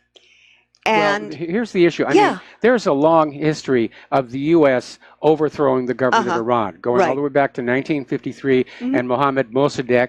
That in turn led to the Iranian Revolution of 1979. And the U.S. government, which knows how to carry a grudge, tried another regime change back in 2009 that fell flat on its face when they unveiled the flag of the new Iranian Republic, and it turned out to be the flag of the Shah. And then you had the son of the Shah went public saying that he was ready to resume the peacock throne. And at that point, the people of Iran said, we're not going to go along with this. I don't think so. Yeah. Now, here is the issue. The people of Iran are now well aware of this history. Yes. Of covert U.S. attempts to overthrow their government. And so they're going to recognize that it is happening again, and they're going to dig in their feet. And rather than the sanctions are angering them against their own government, the sanctions are going to anger them against the United States and anybody connected with it, including MEK. Yes. And something very important for people to be aware of. What President Trump has done has been the placement of former CIA Director Mike Pompeo as Secretary of State and former U.S. Ambassador to the UN John Bolton as National Security Advisor. And the two have made very clear that their preferred policy toward Iran will be regime change. And it's a policy that's actually prohibited by international law. That's too bad, because we could certainly use that here. Yeah, hello. But perhaps the most troubling development, Mike, is the apparent de facto alliance against Iran by Israel, Saudi Arabia, the UAE, and Bahrain. And Prime Minister Netanyahu's recent presentation about alleged clandestine Iranian nuclear weapons, please give me a break. It had echoes of Colin Powell's heavily scripted speech before the UN 15 years earlier, saying that Iraq had a weapons program. That, too, was a lie. Absolutely. I remember with this little vial of talc. Yeah. See, the problem with the leadership of the UAE, Bahrain, Saudi Arabia, is they don't seem to be really aware of their own regional history going back to the days of the Ottoman Empire. No. Where when the Ottoman Empire fell, the Middle East was carved up, and it was kept under control by constantly goading these various Middle Eastern nations to fight against each other so that none could gain supremacy. And I'm sure that Saudi Arabia especially views Iran as a regional rival for economic influence, as Bahrain's probably just going along for the ride because they're locked in with the U.S. Same with the UAE. But these nations need to understand that it's a domino chain. Iraq was smashed, so they can't be a regional rival. Now it's Iran's turn. Does Saudi Arabia really think it's going to stop there? Or that Israel and the U.S. won't turn on Saudi Arabia and break them up to take control of their oil resources. And what is very concerning to me, just like in 2002, not a peep from Capitol Hill. Where are our alleged representatives, both in the House of Representatives and our senators? They're nowhere to be found. Oh, they're out campaigning. It's primary season. Yeah. It's primary season. They can't be bothered actually doing their job here. Of course not. Okay, we're going to do a shout out to our on-air affiliates who are just now rejoining our network. And again, we're talking about the situation in the Middle East and how short term the thinking is in nations like Saudi Arabia, who appear to be on board with this smash up of Iran, not realizing that they're probably next on the to-be-bombed list. They're on the to-do list, yeah. Yeah. And the article that I'm referring to came from Global Research. Again, I would encourage our readers and listeners to take a look at it. It's a Canadian blog outlet that is very, very sharp. And the gentleman who wrote this article, John Kyotokow, the former whistleblower who got jailed for his trouble, and he's saying that he can tell us firsthand that he's seen this before. Our government is laying the groundwork for yet another war, considering how miserably we have done in Afghanistan, in Iraq, in Libya. Hello. Well, I'm the not U.S. ready government for has this. done great in Afghanistan. They've got all that oil and gas and all that opium And who cares about what happened to the people of Afghanistan? They're just not important. And what Kirikawa is telling us is, first, Trump is going to begin to shout about the threat from Iran. It's going to become a daily mantra, and he'll argue that Iran is actively hostile and poses an immediate danger to the United States. Hello. Next, Pompeo will head back to the Middle East and Europe to garner support for a military action. Then Nikki Haley at the UN will scream in front of the UN Security Council, but that the U.S. has no choice but to protect itself and its allies from Iran. And the final shoe to drop will be if another naval carrier battle group or groups are deployed to the Eastern Med, the Arabian Sea, or the Persian Gulf. There is usually one in the region, but more than one, that's going to be a provocation.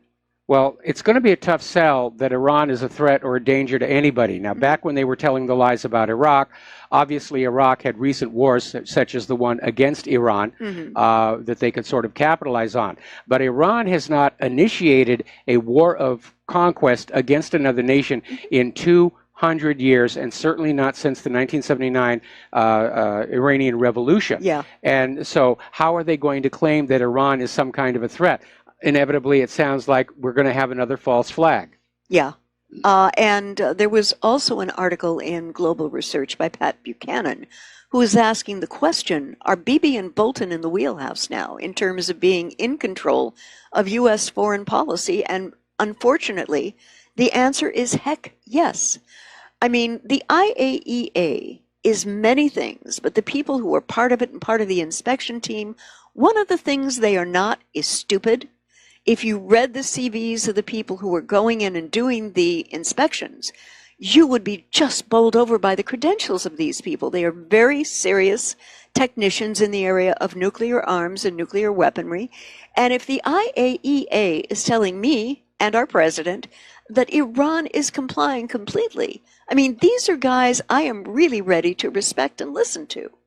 Well, obviously, you know, the U.S. government will try and find some way to discredit or undermine the IAEA and say, well, they've been bribed, they've been compromised by Iran, so forth and so on. Again, whatever lie it takes to get the war going. Yeah. At this point, to me, they're accelerating the war agenda. And as I said earlier in the show, I think it's because they understand that the people of the entire world, and especially here in the United States of America, we're on to them. We understand these are not moral, necessary wars, that Iran is not a threat to us. Iraq wasn't a threat to us. How can Iran be a threat to us? We have all these nuclear weapons. If Iran actually did anything, we would melt the country down into a giant green glowing glass parking lot and send the Marines in to paint the stripes. Yeah, and exactly. Iran knows this, and we know it. Yeah.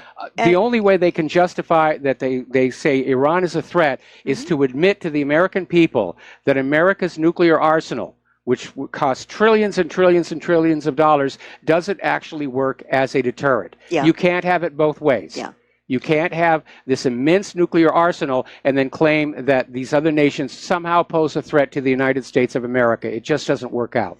And he has also put Prime Minister Theresa May of Great Britain, President Emmanuel Macron of France, and German Chancellor Merkel on notice that their ties to Iran are supposed to be severed, or secondary sanctions will be imposed on them. Mike, this is feeling like an imperial edict. That's exactly what it is. Whoa, you know. Because that's all that Trump has got left. Is American imperialism backed up by American weapons of wars. We don't have an economy anymore. We don't manufacture things that people want to buy to power commerce. Nobody wants our GMO agriculture. Oh, heck no. War is the last resort. And the U.S. government is at the last resort here. Now, driving the point home, Treasury Secretary Mnuchin ordered Airbus to cancel its $19 billion contract to sell 100 commercial planes to Iran. Well, I'm wondering, here, let me help you. Thank you. Okay. Yeah, you've got to keep this over here. All right. Okay. Yeah, I mean, it's one thing, from Nuke to basically go after Boeing and saying you can't sell these airplanes. Yeah. And my sympathies to all those Boeing workers who are about to be laid off. Yeah. But how does Airbus, which is not a United States company, No. fall under the control of the U.S. Treasury and be told that they have to give up billions and billions of dollars in business? Mm-hmm. Again, this is the U.S. throwing its weight around, saying whoever we sanction, you will sanction. But now we're seeing a pushback. Because all these countries that have gone along with previous U.S. sanctions suffered for it, suffered greatly for it, and their economies are too fragile to go along with this anymore. Yeah.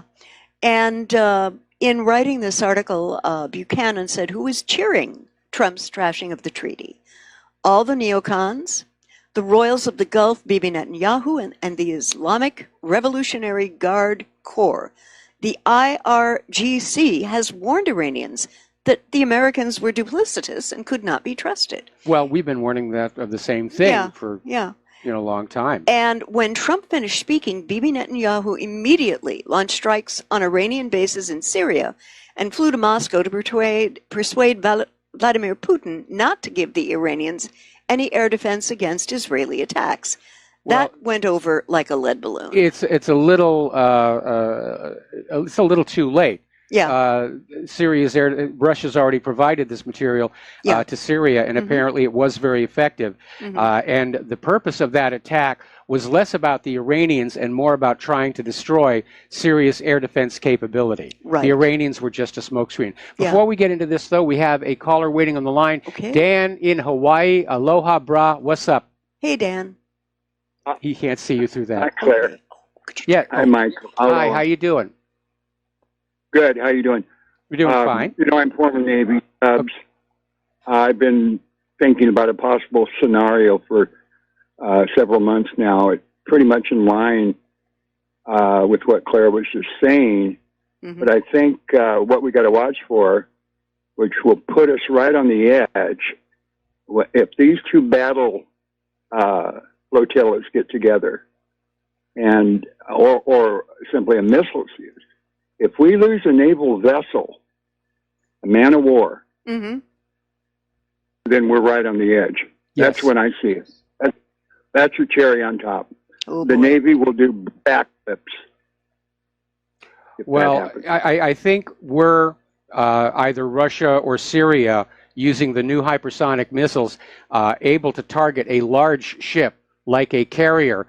I think the result would be the complete demoralization of the Navy from that incident. If you go back to the incident with the USS Donald Cook in the Black Sea, they were up there strutting around with their Aegis arrogance, and this Russian electronic warfare aircraft flew 12 simulated attack runs against the ship, and in all 12 of the runs, the ship just shut down.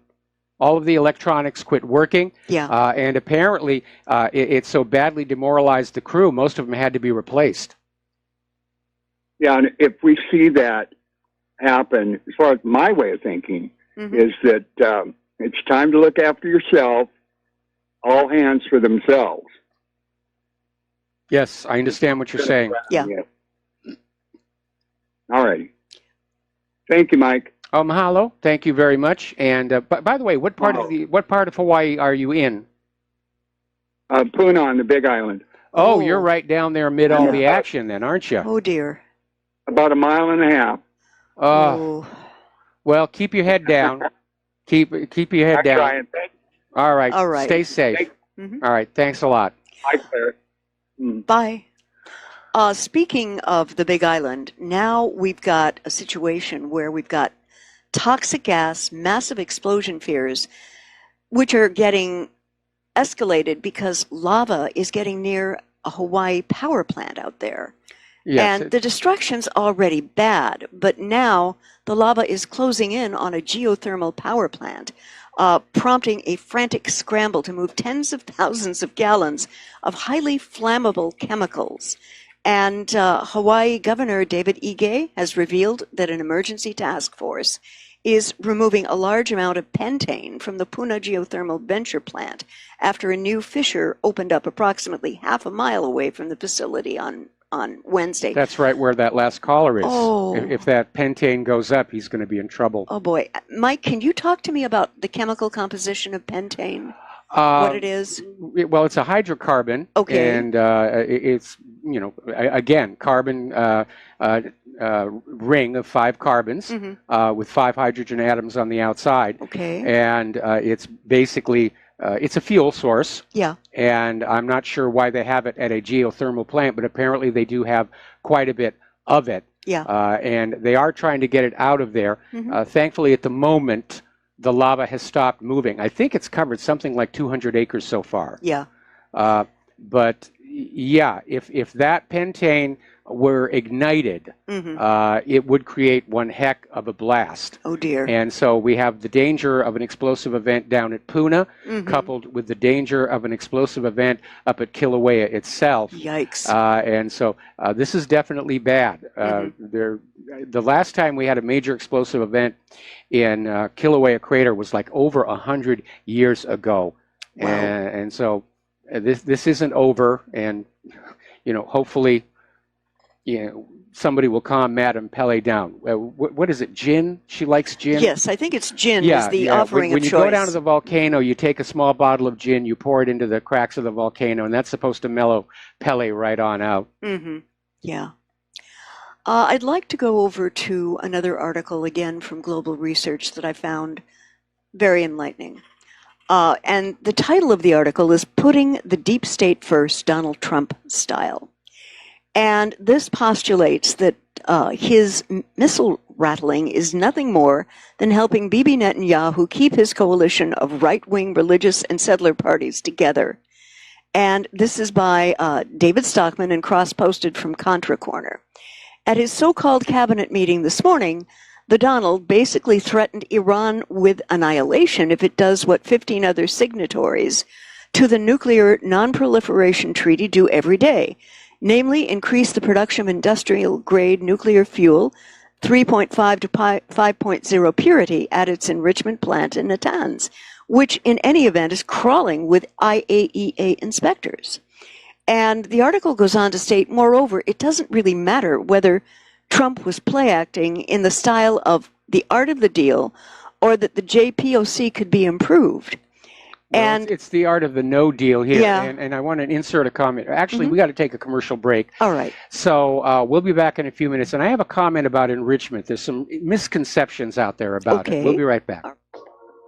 Aloha, America. Welcome back to the show. And a quick reminder that the Frontside Academy promotion has been extended to June 2nd.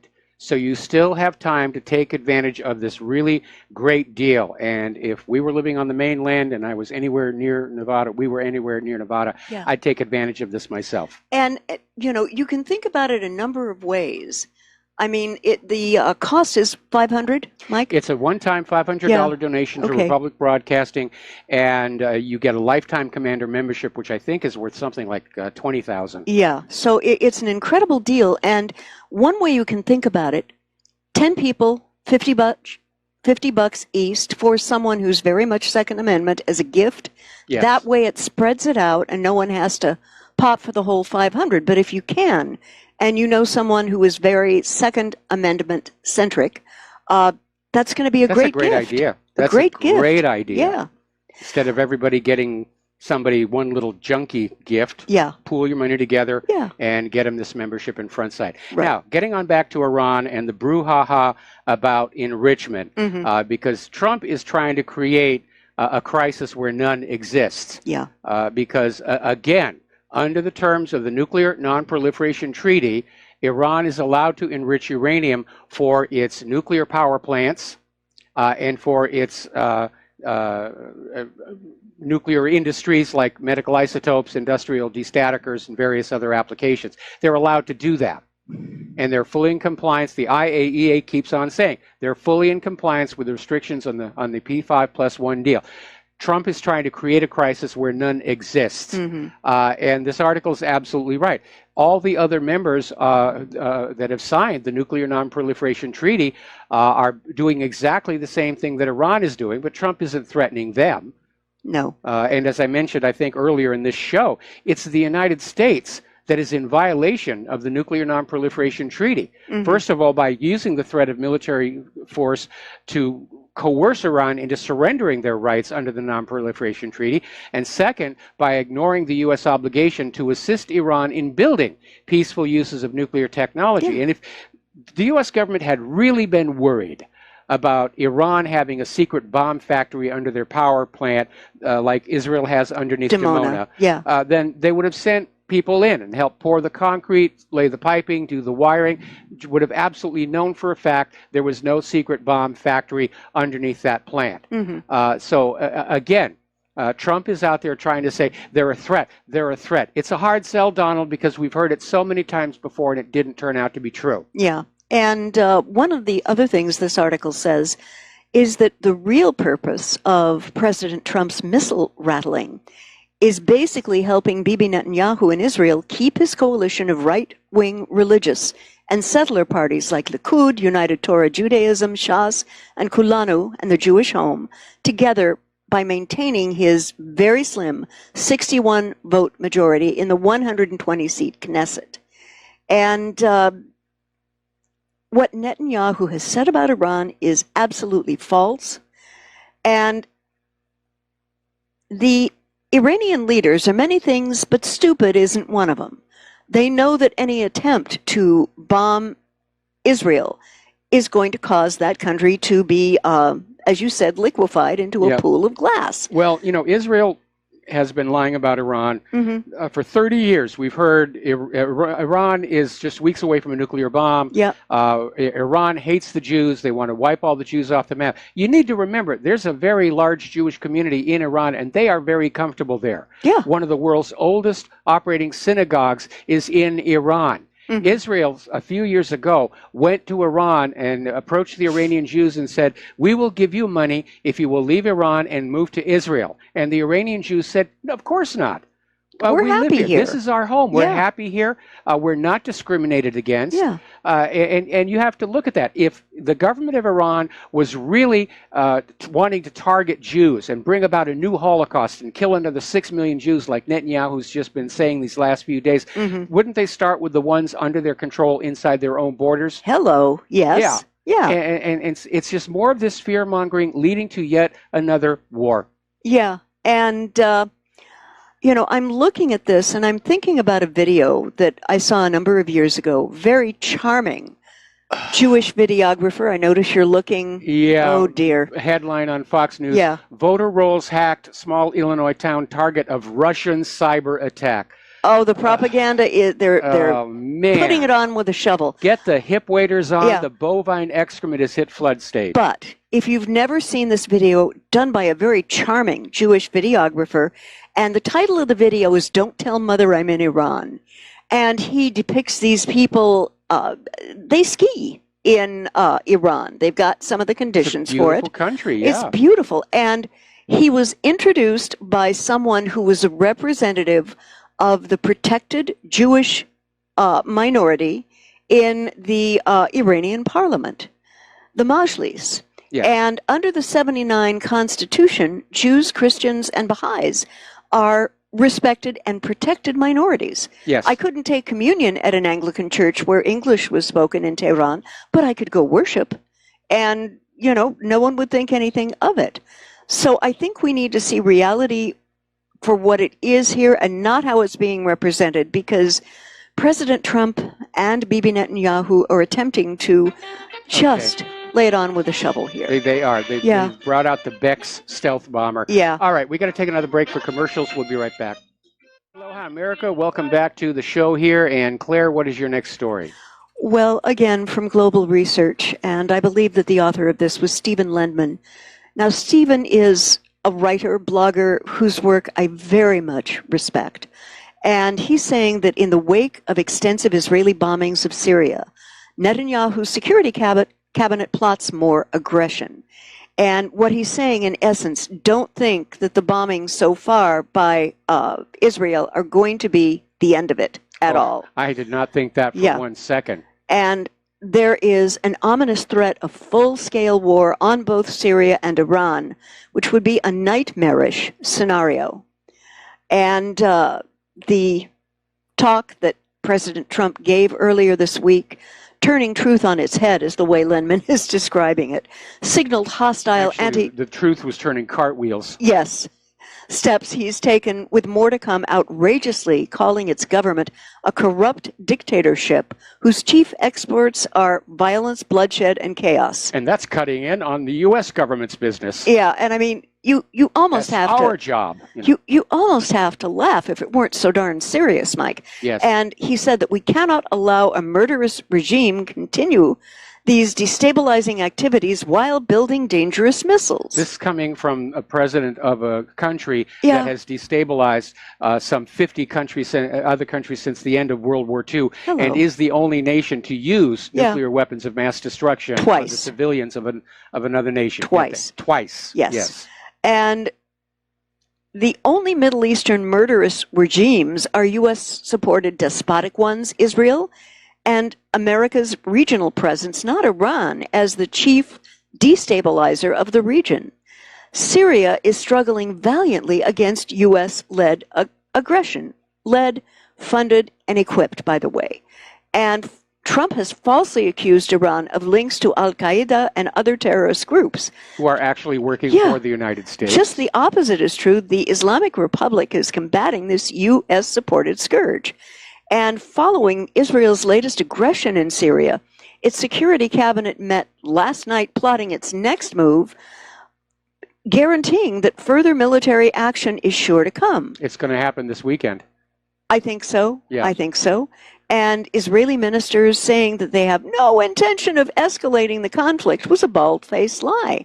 The IDF continues provoking Syria and Iran to retaliate against its aggression, wanting a pretext great enough for potential full-scale war against both countries. And that's exactly what they're doing. Yeah. The corporate media is trying to act like the missiles fired from Syria into the Golan was the opening round. They're basically trying to make everybody forget that only an hour after Trump pulled out of the Iran deal, Israel struck Syria. Yeah. And Syria struck back. Yes. Israel fired the first shot in this escalation. Yes. But they're trying to convince you again. Syria's the bad guy. Israel's poor, weak, helpless little victim nation. We have to go protect them. They're not weak and helpless. They've got 400 nuclear warheads. Why are we even wasting our time and money having to protect Israel? Israel doesn't need protection. What they want is our money and weapons to wage war on their neighbors, along with our young men and women to actually do the fighting for them, because those Israeli children are just way too precious to risk in a war. You know, and the thing that I think President Trump is missing, maybe deliberately, I don't know, is the reality that Israel is expecting, you are right on this, Mike, is expecting that the costs of such a war will only be borne with American blood and American money. And the other American allies. Yes. They'll got France in there. Israel's a master at this, getting other nations to fight their wars for them. By way of deception, thou shalt do war. Yeah. And the Iranian National Security Council deputy head, Abu al-Fadl Hassan al-Baiji, denounced Netanyahu's false accusations, saying the Islamic Republic had nothing to do with any of the missiles that struck the enemy entity. And this is confirmed by the Syrian government, which said it was the Syrian army that fired the missiles. Yeah. And he's saying repetitive attacks of Quds occupiers on Syrian territory is a blatant violation of Syria's sovereignty and an aggressive move. And also tacked on the following: the Zionist regime, which cannot put up with stability, security, and serenity in the region, has set up its own security on insecurity and making the region all the more unstable. It's absolutely true. Guy was telling the truth. And you need to remember, again, that Golan is still legally part of Syria. Yeah. It is illegally occupied by Israel, and obviously they don't want to give it back here. Because of the oil and natural gas. The oil and gas. Well, Israel never gives anything back. Yeah. You know, it's always one way. And Ghassami criticized the international community's failure to condemn Israeli aggression, assuring more of it to come, partnered with Washington. Absolutely. Yeah. Now, we have another issue coming up regarding civil rights and phone services who have been caught sharing cell phone data locations. And if you use Verizon, AT&T, Sprint, or T-Mobile, your real-time cell phone location data may have been shared with law enforcement without your knowledge or consent. And you're kind of sitting there perplexed and saying, how could this happen? Well, a company that provides phone services to jails and prisons has been collecting location information on all Americans and sharing it with law enforcement, which is little more than what's called a pinky promise from the police that they've obtained proper legal process. Can you say a violation of the Fourth Amendment? Hello. I know you could. Yeah. This week, Senator Wyden called out that company, Securitas Technologies, in a letter to the FCC demanding that the agency investigate Securus's practices. Wyden also sent letters to the major phone carriers asking for an accounting of all the third parties with which they share their customers' information, as well as what they think constitutes customer consent to that sharing. Now, obviously, what the issue here is this company provides phone services for prisons, and what they're doing is they're tracking down the people that the prisoners are talking to who are outside the prison.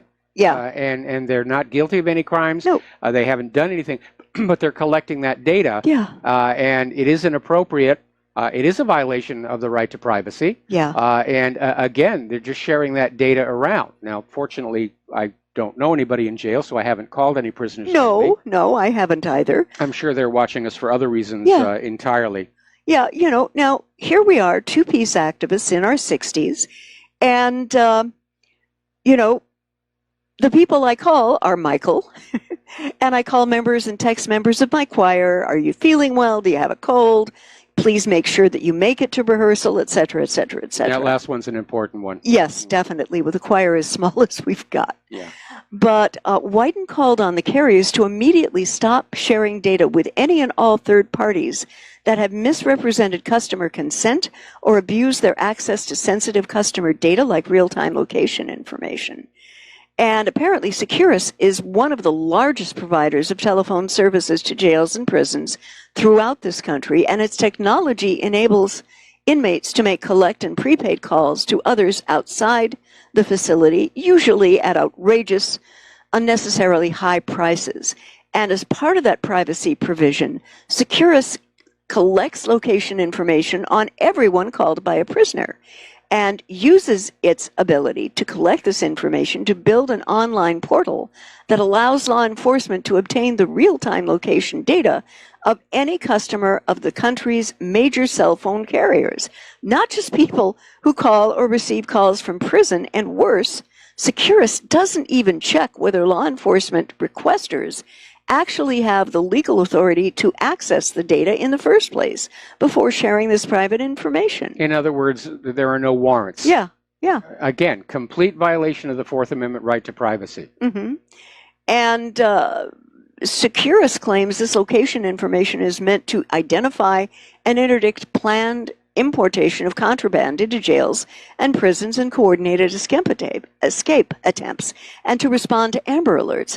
But that doesn't explain why it should be getting access to the real-time location information of virtually anyone with a cell phone. And it seems to have its service designed to circumvent federal laws that protect, customer privacy. Well, they probably think we're all criminals out here. You're all bad people. We've got to watch you.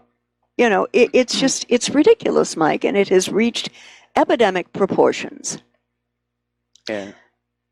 And now I'd like to go over to a story about Canada's First People. And now Indigenous Canadians, First World Canadians, can sue the U.S. government over decades of secret, involuntary, inhumane medical experiments. This goes back to those residency schools of the First Nations people, and just horrific. Yeah. Okay. Yes? Okay. For more than a century, the Canadian government pursued a policy of forcibly removing First Nations people from their homes and imprisoning them in church-run residential schools, where violence, rape, and other forms of abuse were rampant. And the last residential school didn't end until 1986. From the 30s to the 50s, medical researchers carried out inhumane, non-consensual medical experiments on the children of the residential school system.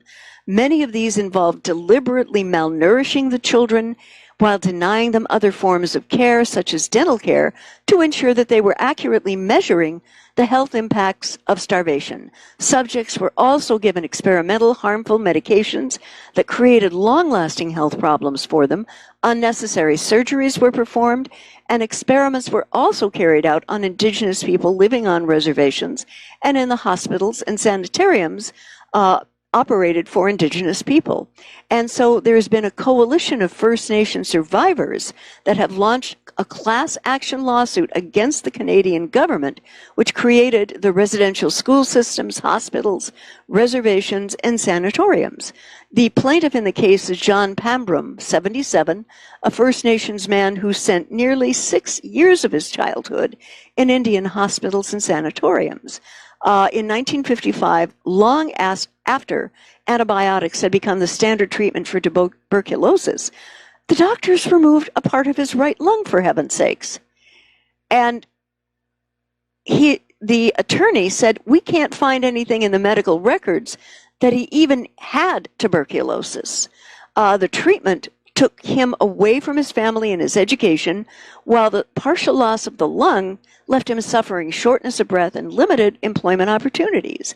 And it's just been gnawing at this guy all these years that he was mistreated by a nation that took him into their care and had a special responsibility for that care. And many of the allegations contained in the lawsuit stem from investigations done by Ian Mosby at the University of Guelph. And in research published in 2013, he documented more than a decade of nutritional experiments on Indigenous First Person Canadians. You know, I've got to say, Joseph Mengele would have been proud of the Canadian government. It's the kind of thing you would have imagined he would have done, you know?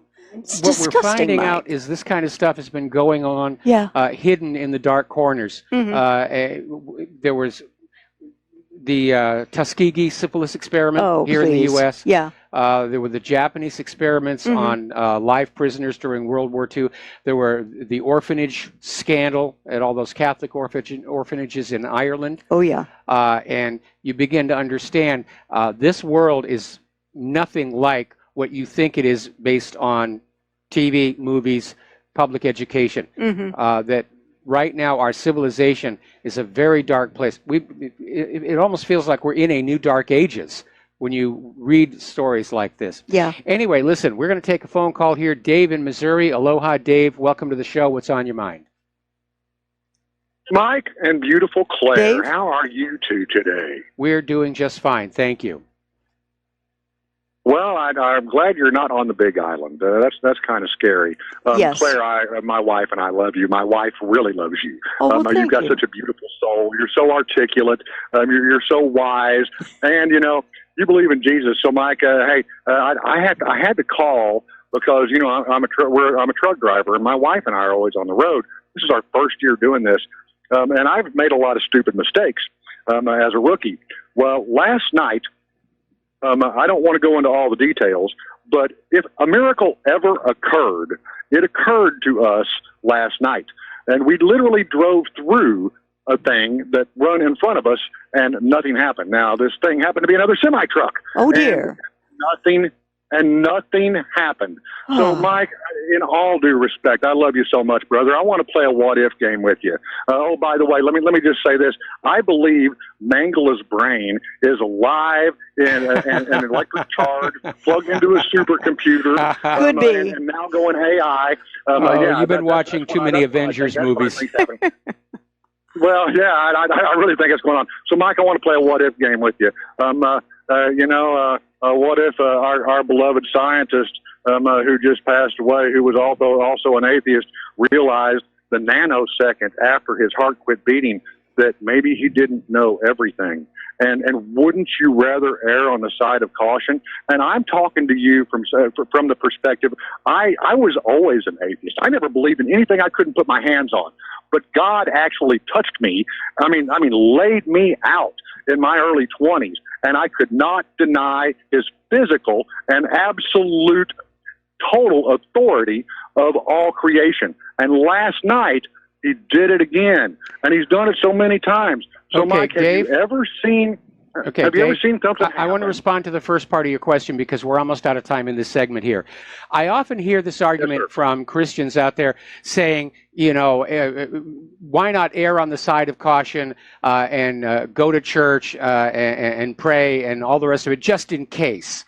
Well, for me, truth is more important than erring on the side of caution. And I have satisfied myself of my particular opinion. Claire has satisfied herself on her opinion. We have some very lively intellectual discussions on the subject, and we get along just perfectly fine. Okay? So I bet you do. Would you allow me to interject something here, Mike? It's got to be quick. I get all that. Okay, I will. I get all that. So, you know, you said, I mean, you really all but acknowledged, you know, we're either living in a computer program or there has to be intelligent design to this. So either you're going to go to the alien aspect that nobody's ever seen, or that so many of us have personally encountered. And Mike, I'm not telling you this. Okay, I got to respond because we're at the commercial break. I got to respond. The claim that there has to be intelligent design is just another way of saying there has to be a God. And that there's no such thing as evolution. Anyway, Dave, thank you very much for the phone call. We're going to take a commercial. Back with the last segment of our program after these few words. Aloha, America. Welcome back to the show here. And Claire would like to respond to Dave. Yeah, I was thinking as he was speaking, some of you know I had a birthday this last week, and I turned 69. And what I'm feeling is gratitude. But to respond to Dave, I feel that faith should never be coerced. I feel that if we are living in a loving and unfolding way that is kind and good and welcoming to all people, people are going to look at you, and if you are a person who comes from a perspective of faith, say, I'd really like to have what I think she's got. And I'm very grateful to what I believe is my God and my Jesus. And I'm very grateful to my husband, to my church community. Mike, even though he's not a faith guy, is an incredible supporter of my music, which many times is faith-based. And I'm very grateful, but again, you can't force it. And our relationship, and by the way, tomorrow we will celebrate the 26th anniversary of the day we met, which is a wonderful anniversary. We also celebrate our wedding anniversary. She was my summer fling. Yeah, right. It's been a lot of fling, dear. You've been well and truly flinged. Yes. But getting back to faith, live it, don't try to coerce it. The other thing I'd like to say in ending is please, if you haven't, start stocking up on essentials. Mike and I just made our pilgrimage to our big box store today, and we picked up some canned meat and other things that I feel will help if the excrement hits the fan. Either in terms of a tsunami coming and hitting us from what's going on the Big Island. Well, it's not going to reach us this high, but no. It will definitely disrupt the line. But yeah, if you're not a prepper now, start. Now, my response to Dave is going to be a little bit different. And let me explain one of the many reasons why I'm not a person of faith. I think I'm a moral person. Yes, you are. But I'm not a person of faith. Mm-hmm. I was raised Congregationalist. It didn't take. And it's very, very simple. If there was really a God or gods able to communicate the reality of their existence to the minds of men, then all of the world's religions would agree on how many gods there are. But the Romans had 5. The Hawaiians had, I forget multiple. How many. Yeah. Nobody knows how many the Hindus have. Yeah. So the world is not as it would be if there was a god or gods able to communicate the reality of their existence to the minds of men. And certainly you would not have all these different religions running around the globe trying to cut each other's throats over which god has the biggest dick. I don't want to cut anyone's throat, dear. No. Just as a matter of, no, I want to get along with and live peacefully with my brothers and sisters from all faiths. Well, I want that too. Yeah. I